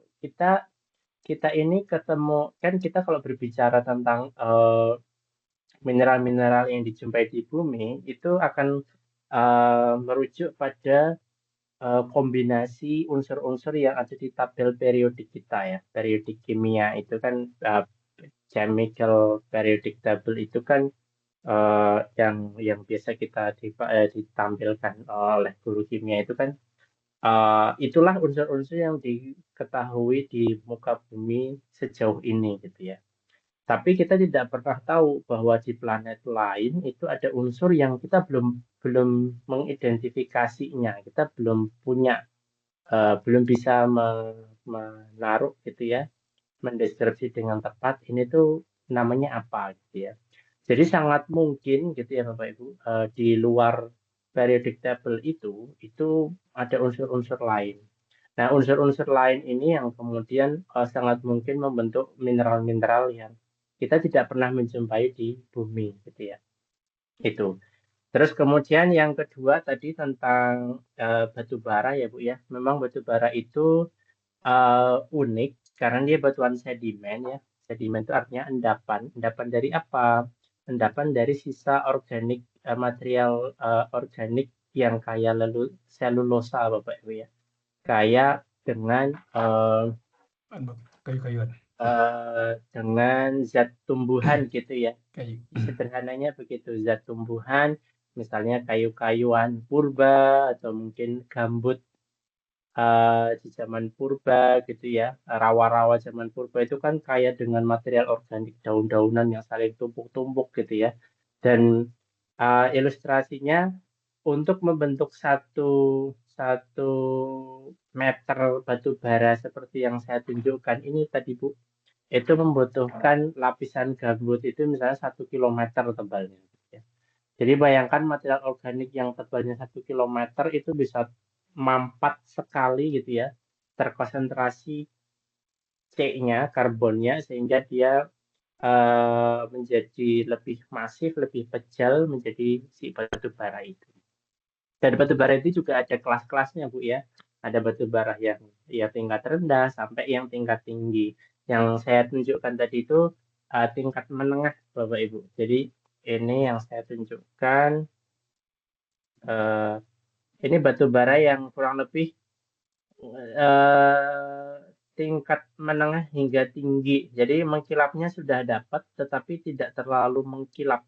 Kalau yang paling tinggi itu sangat mengkilap Bu ya. Ini masih ada beberapa bagian yang dia lebih kusam gitu ya. Jadi ini batu bara yang tingkatnya lebih rendah.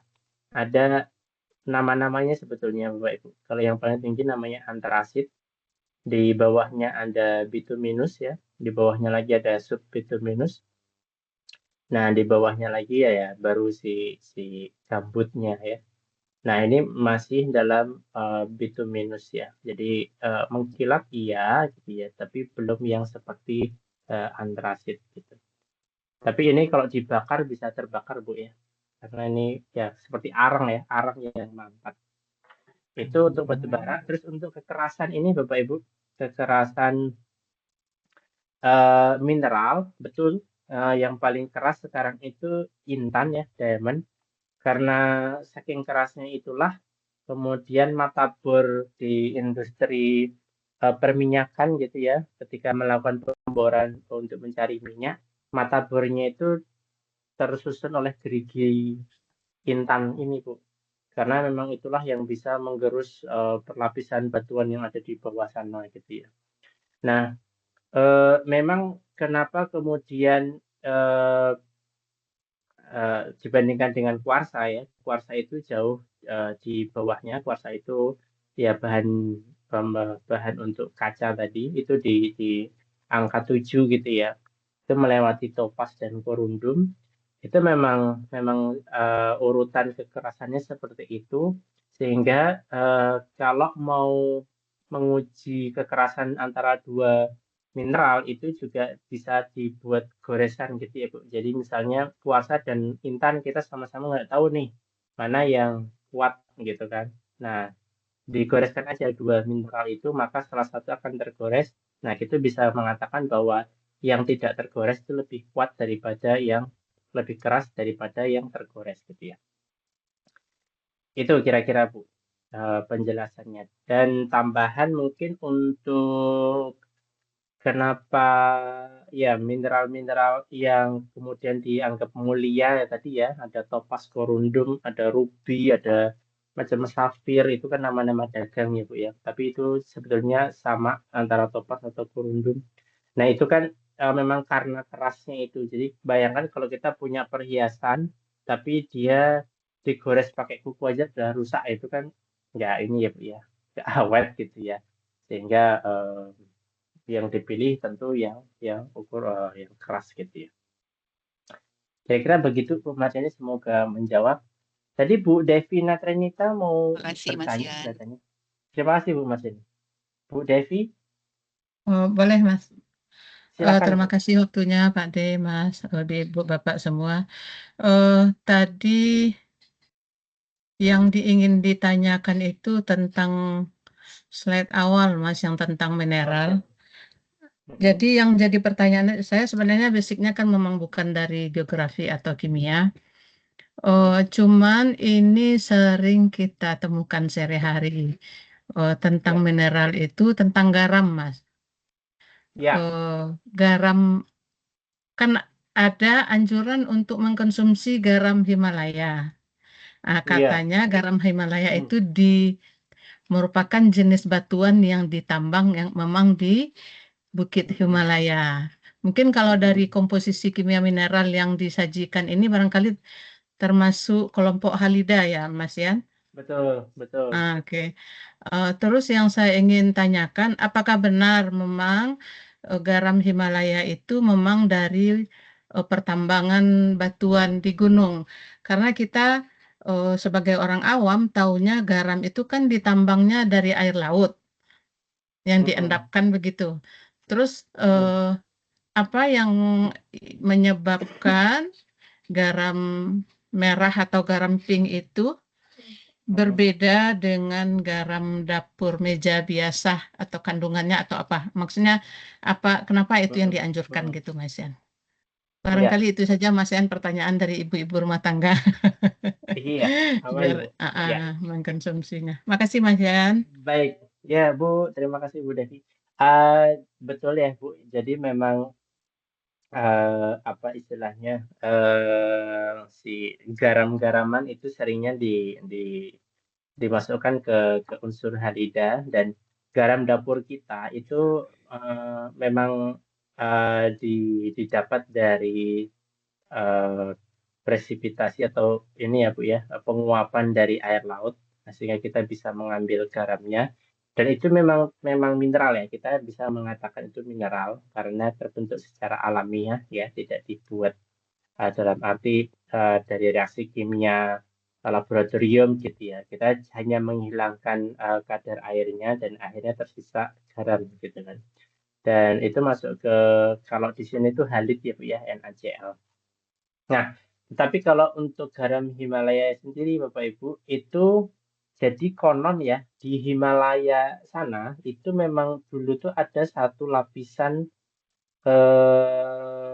garam gitu ya, yang terbentuk karena ini Bu, air laut purba yang terperangkap gitu ya. Jadi kalau tidak salah yang saya baca itu dari umur Permian, kira-kira 250-an juta tahun yang lalu itu daerah Himalaya itu kan sebelum India nabrak ke Eurasia, itu kan ada laut tipis laut dangkal ya Bu ya, ada selat dangkal gitu ya yang lama-lama nutup gitu kan. Nah, ketika menutup itu kan membentuk danau sebelumnya merupakan selat yang lebar, kemudian selat yang sempit, kemudian menjadi laut yang sempit, dan akhirnya tertutup menjadi danau. Nah, ada jebakan air laut yang kemudian terperangkap begitu ya Bu ya. Airnya hilang ya, airnya H2O-nya hilang-hilang, tetapi NaCl-nya itu tersisa di situ, Bu. Nah, Membentuk batuan. membentuk lapisan batuan, Bu. Jadi air lautnya menguap, menyisakan endapan si garam tadi. Nah, kemudian itu lapisan itu terbenam ya, Bu ya, terbenam sehingga dia menjadi garam batuan gitu ya. Tapi kemudian karena ada pembentukan pegunungan Himalaya, dia akhirnya terangkat, Bu ya, terangkat dan tersingkap gitu, kemudian bisa ditambang secara ekonomis gitu ya. Dia mempunyai nilai ekonomi gitu kan. Nah, itu utamanya kalau tidak salah itu tambang Himalaya itu di daerah Pakistan sana, Bu. Jadi garamnya memang ditambang. Jadi bukan karena evaporasi air laut, itu bukan gitu. Nah, kemudian yang warnanya pink itu kalau tidak salah dari kandungan Fe, Bu. Dari besi ya. Tadi kan kita punya beberapa mineral besi itu mineral yang mempunyai Fe itu tuh berwarna merah. Nah, yang pinknya dari garam itu juga ada besinya, Bu ya. Ada sih mineral-mineral yang unsur-unsur yang lain tapi lebih sedikit kandungannya. Jadi itu bukan dari gunung yang ditambang, tapi memang dulu tuh ada air sisa air purba gitu yang airnya sudah menguap dan membatu. Nah, kebetulan aja dijumpai di gunung gitu ya, di Himalaya sana gitu ya, Bu ya. Dan kalau dari sisi medis barangkali ya Bapak Ibu, saya juga tidak mempunyai literatur yang cukup untuk itu. Tetapi barangkali karena dari laut purba itu banyak sekali mineral-mineral yang kaya gitu ya, Bu ya, sehingga mungkin bagus untuk kita konsumsi gitu ya. Nah, pertanyaan sekarang adalah apakah Himalayan salt ya, garam Himalaya yang beredar saat ini itu semuanya berasal dari tambang di Pakistan tadi atau sudah dipabrikasi gitu ya, Bu ya. Jadi sudah akhirnya sebetulnya mineral garam dapur biasa cuma dikasih warna pink gitu. Gitu. Jadi kita juga tidak tahu ya, Bu ya. Tapi memang mungkin idenya seperti itu. Jadi garam yang banyak mengandung unsur-unsur mineralnya gitu, tidak hanya iodium dan seterusnya. Kira-kira begitu, Bu Devi. Ya, makasih Mas ya. Terima Jadi kasih, karena Bu. itu ya, karena ada kandungan bahan lain selain garam, makanya Ya, warnanya kandungan berbeda. unsurnya Atau bisa juga, karena kalau waktu pertama beredar, garam Himalaya itu kan kayaknya harganya sangat mahal, Mas Yan. Tapi kalau betul. sekarang kalau kita lihat di online, sekilonya itu udah harganya udah jauh lebih turun dibandingkan yang pertama-tama beredar. Apakah karena memang sudah seperti yang Mas Yan katakan tadi, beneran itu dari Himalayanya atau memang bagaimana kita tidak tahu juga. Jadi susah juga membuktikannya apakah memang bagus atau tidak gitu, Mas Yan. Oke, Mas Yan, makasih Betul, Bu. atas jawabannya. Ya, terima kasih, Bu Devi. Ya, Baik. sama-sama. Tadi katanya ada 2 ibu guru ya yang bertanya, tapi ya baiklah. Bu Lili Suryati, silakan Bu. Ya, baik, terima kasih Mas Yan. Bismillahirrahmanirrahim. Assalamualaikum warahmatullahi wabarakatuh. Waalaikumsalam warahmatullahi wabarakatuh. Ya, saya bertanya seperti sebelumnya Mas Yan dari guru yang bukan geografi dan bukan kimia dan bukan fisika juga, tapi dari bahasa Inggris dan ilmu yang sangat dangkal tentunya Mas Yan. Saya tertarik dengan kejadian orang Belanda yang punya pelayan ketemu batu gitu Mas ya. Batu apa tadi namanya Mas, saya lupa. Oh, pumis Bu Ada ya. kaitannya dengan meletusnya Gunung Krakatau gitu Mas ya? Iya, ya namanya pumis Bu. Batu apung. pumis itu Mas. Iya, batu apung. Dan ketika orang Belanda tersebut melihat batu apung yang cukup kaya itu dia Mas Yan, yang cukup besar ditemukan oleh pelayannya, dia sudah bisa menduga, dia sangat terkejut gitu ya saya. tentang apa yang Ya. akan terjadi. Ternyata keterkejutannya itu menjadi kenyataan dengan Ya. kejadian meletusnya Gunung Krakatau gitu yang sangat dahsyat waktu itu Mas Yan ya. Ya. Dari fakta ini artinya kita memang bisa melihat ya dari apa yang kita lihat di alam, apa yang nampak gitu ya, yang diperlihatkan kepada kita bisa sedikit memperkirakan apa yang mungkin terjadi gitu ya. Bahkan termasuk musibah seperti meletusnya Gunung Krakatau, Mas Yan. Nah, yang menjadi pertanyaan saya di Sumatera Barat kita punya gunung berapi, Gunung Singgalang. Di Krakatau saat itu orang Belanda tersebut bisa menduga, memperkirakan yang akan terjadi dengan melihat batu apungnya. Apakah ini sama juga terjadi dengan Gunung Singgalang dan Gunung Merapi, Mas Yan? Apakah ada tanda dari alam yang seperti itu juga yang bisa dijadikan yang mungkin bisa melihat ke depan apa yang mungkin akan terjadi dengan gunung yang ada di Sumatera Barat selain mungkin perkiraan-perkiraan yang disampaikan oleh BMKG begitu Mas Yan. Terima kasih Mas Yan. Ya. Terima kasih Bu Lilis.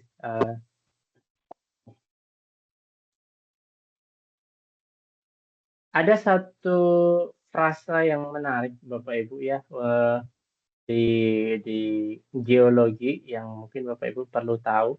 Nah ini kaitannya dengan Bu Lilis Suryani, Bu Marjeni karena di bahasa Inggris ya. Ini bunyinya. Jadi coba saya share lagi.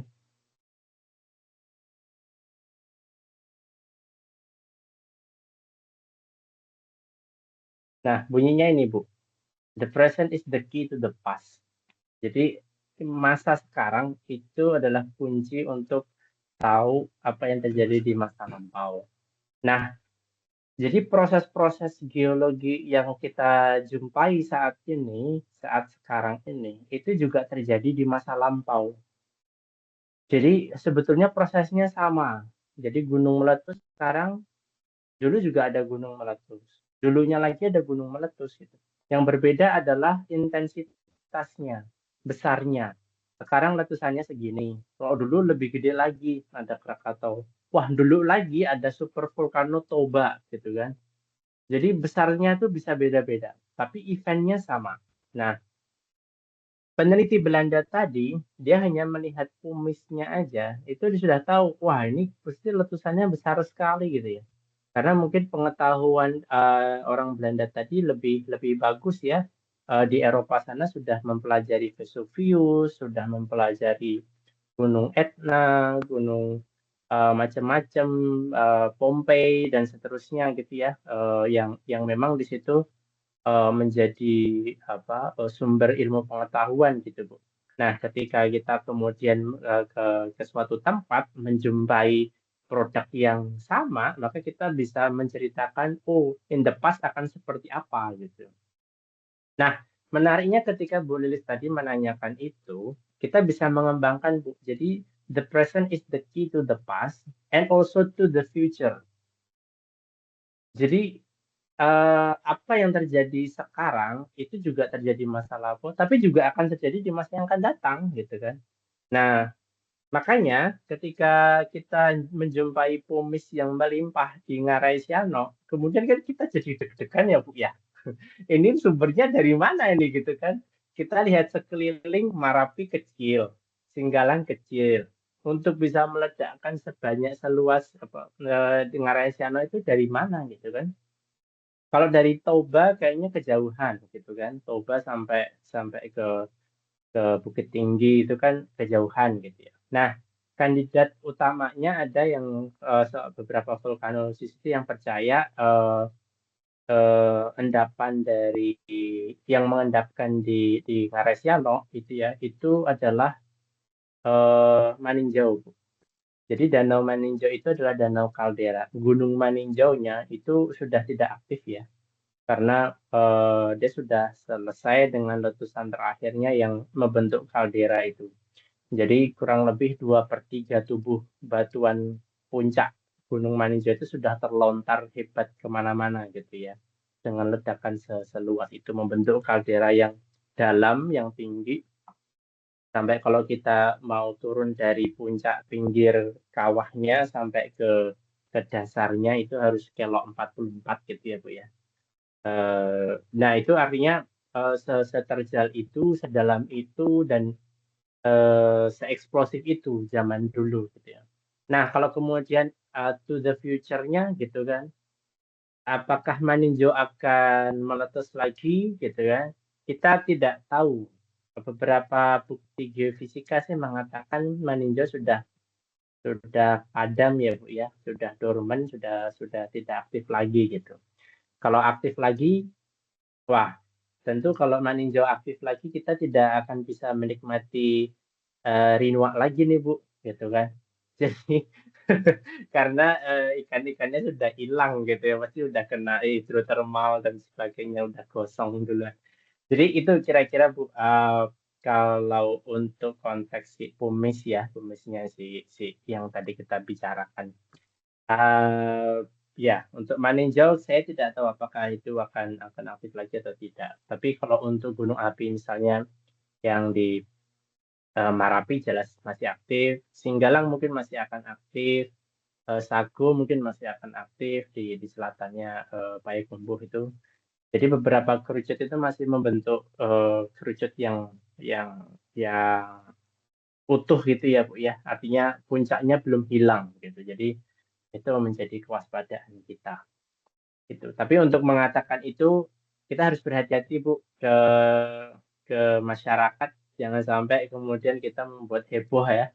Nah itu biarkan tanggung jawab ya, yang bertanggung jawab adalah BPMKG dan jajarannya gitu yang nanti akan benar-benar mengatakan itu gitu.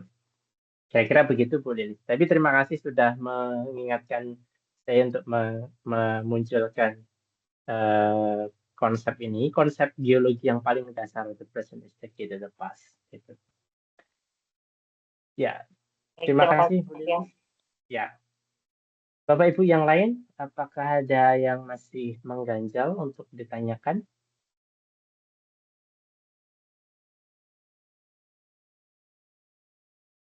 Ya, Pak D, silakan Pak D. Ini Baik, terima sekaligus kasih. highlight ya Pak D.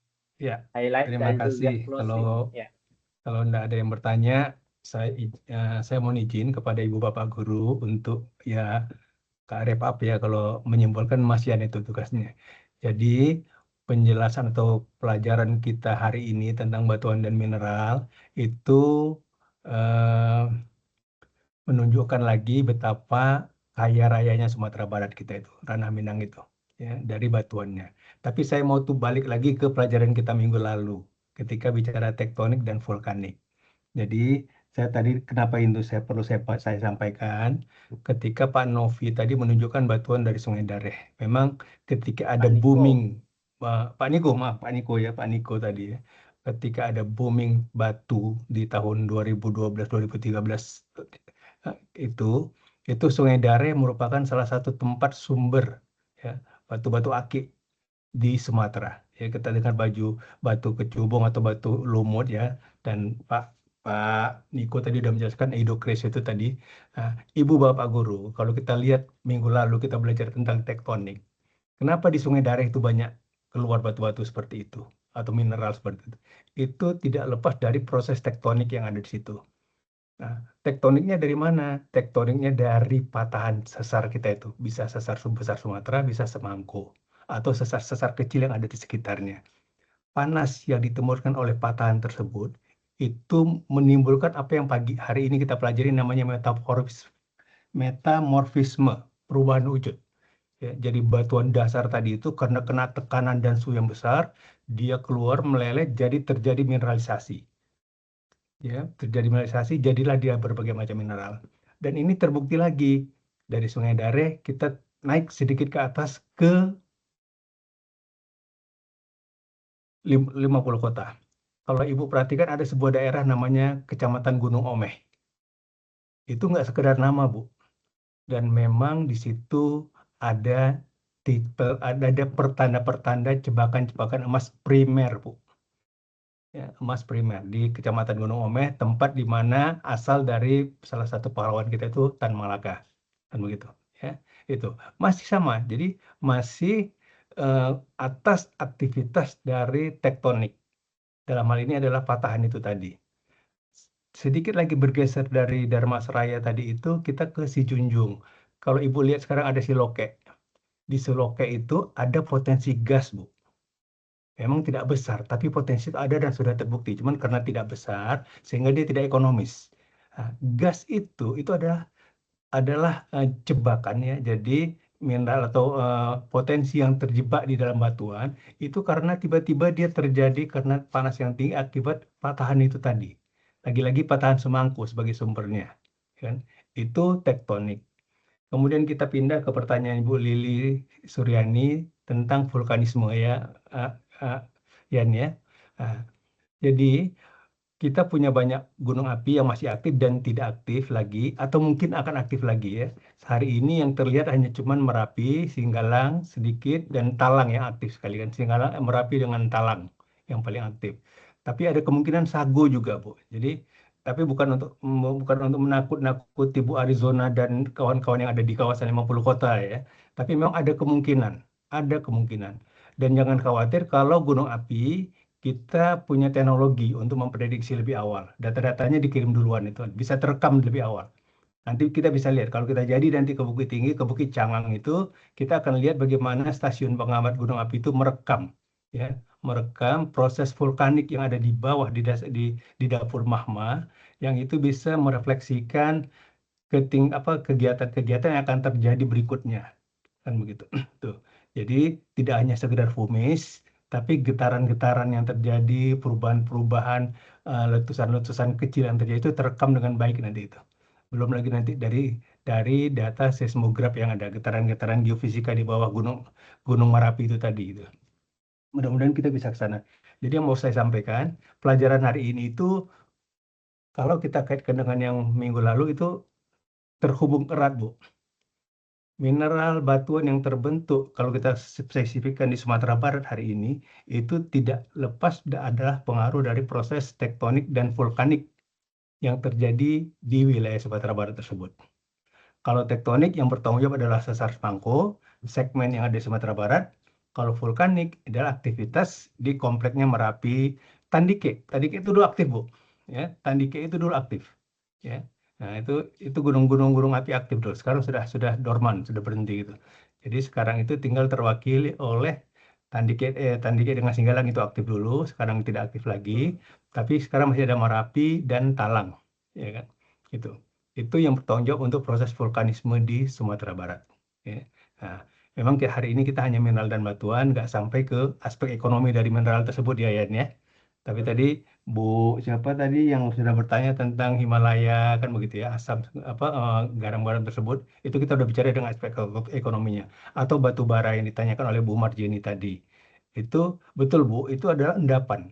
Dan lagi-lagi kenapa terjadi panas yang begitu tinggi sehingga batuan yang tadi Mas Yan ceritakan dari 1 kilo hanya menjadi 10 meter. Kan begitu. Saking terendapkannya. Kan begitu. Dan itu terjadi jutaan tahun, Bu, ratusan juta tahun, Bu, bukan setahun 2 tahun gitu. Ya.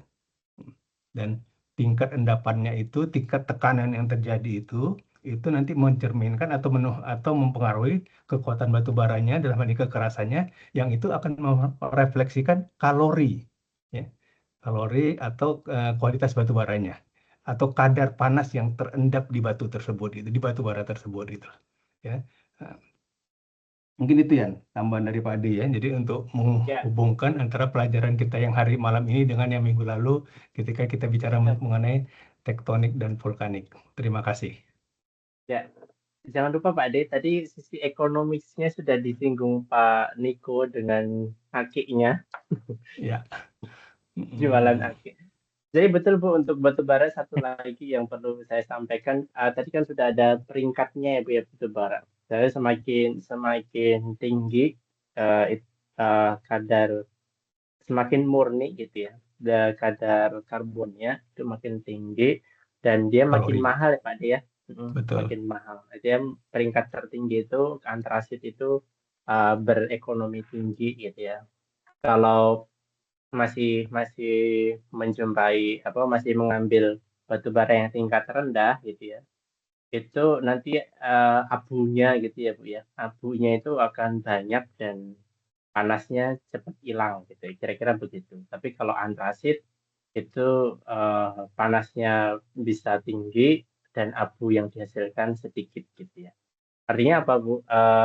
Itu berdampak ke nilai ekonominya. Jadi kalau menambang di batu bara yang tingkat rendah tentu mencari marginnya akan kesulitan ya Pak De ya. Tapi kalau Ya, di betul. antrasit kita bisa segera dapat BEP-nya. Kira-kira begitu Bu, Ibu-ibu dan Bapak-bapak sekalian. Dan ada tambahan satu lagi, dan Oh ya, memang terima kasih. sungai atau aliran air yang mengalir di Siano, di Ngarai Siano itu hulunya ada di Danau Maninjau. Oke. Nah, ini informasi yang Jadi, baik. Saya belum cek sih Pak De. ya, itu dia. Ya, siap. Artinya memang ada keterkaitan antara morfologinya di Ngarai Siano dan Aktivitas Maninjau ya Pak De. di kaldera itu, ya. Siap. Terima kasih notes-nya Pak De. Baik Ibu Bapak sekalian, karena kita sudah tepat 2 jam ya, sekarang 22.25, tadi kita mulainya 20.25. Marilah kita akhiri ya Bapak Ibu, kita lanjutkan kuliah kita di pertemuan yang akan datang.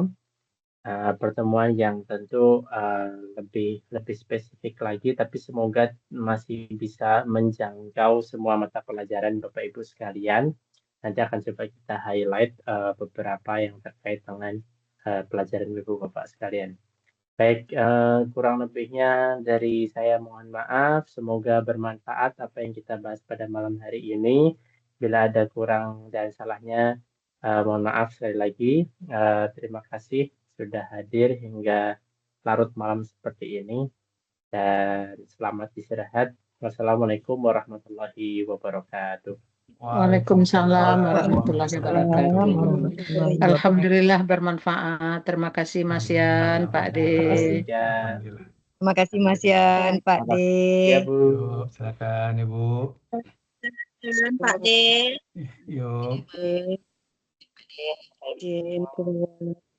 Baik, silakan. Izin keluar Pak De, Mas Yan. Silakan. Assalamualaikum. Waalaikumsalam. Pak De. Warahmatullahi wabarakatuh. Kamis apa topiknya ya? Apa nih? Hari Kamis topiknya apa? Hari Kamis adalah 5, ke-6. ke-6. Coba dilihat dulu Pak. Lupa. Vulkanisme dan gunung api. Oh, vulkanisme belum dah? Belum. Belum ya? Oh ya udah. Tadi kira udah. Oh, kemarin tektonik ya.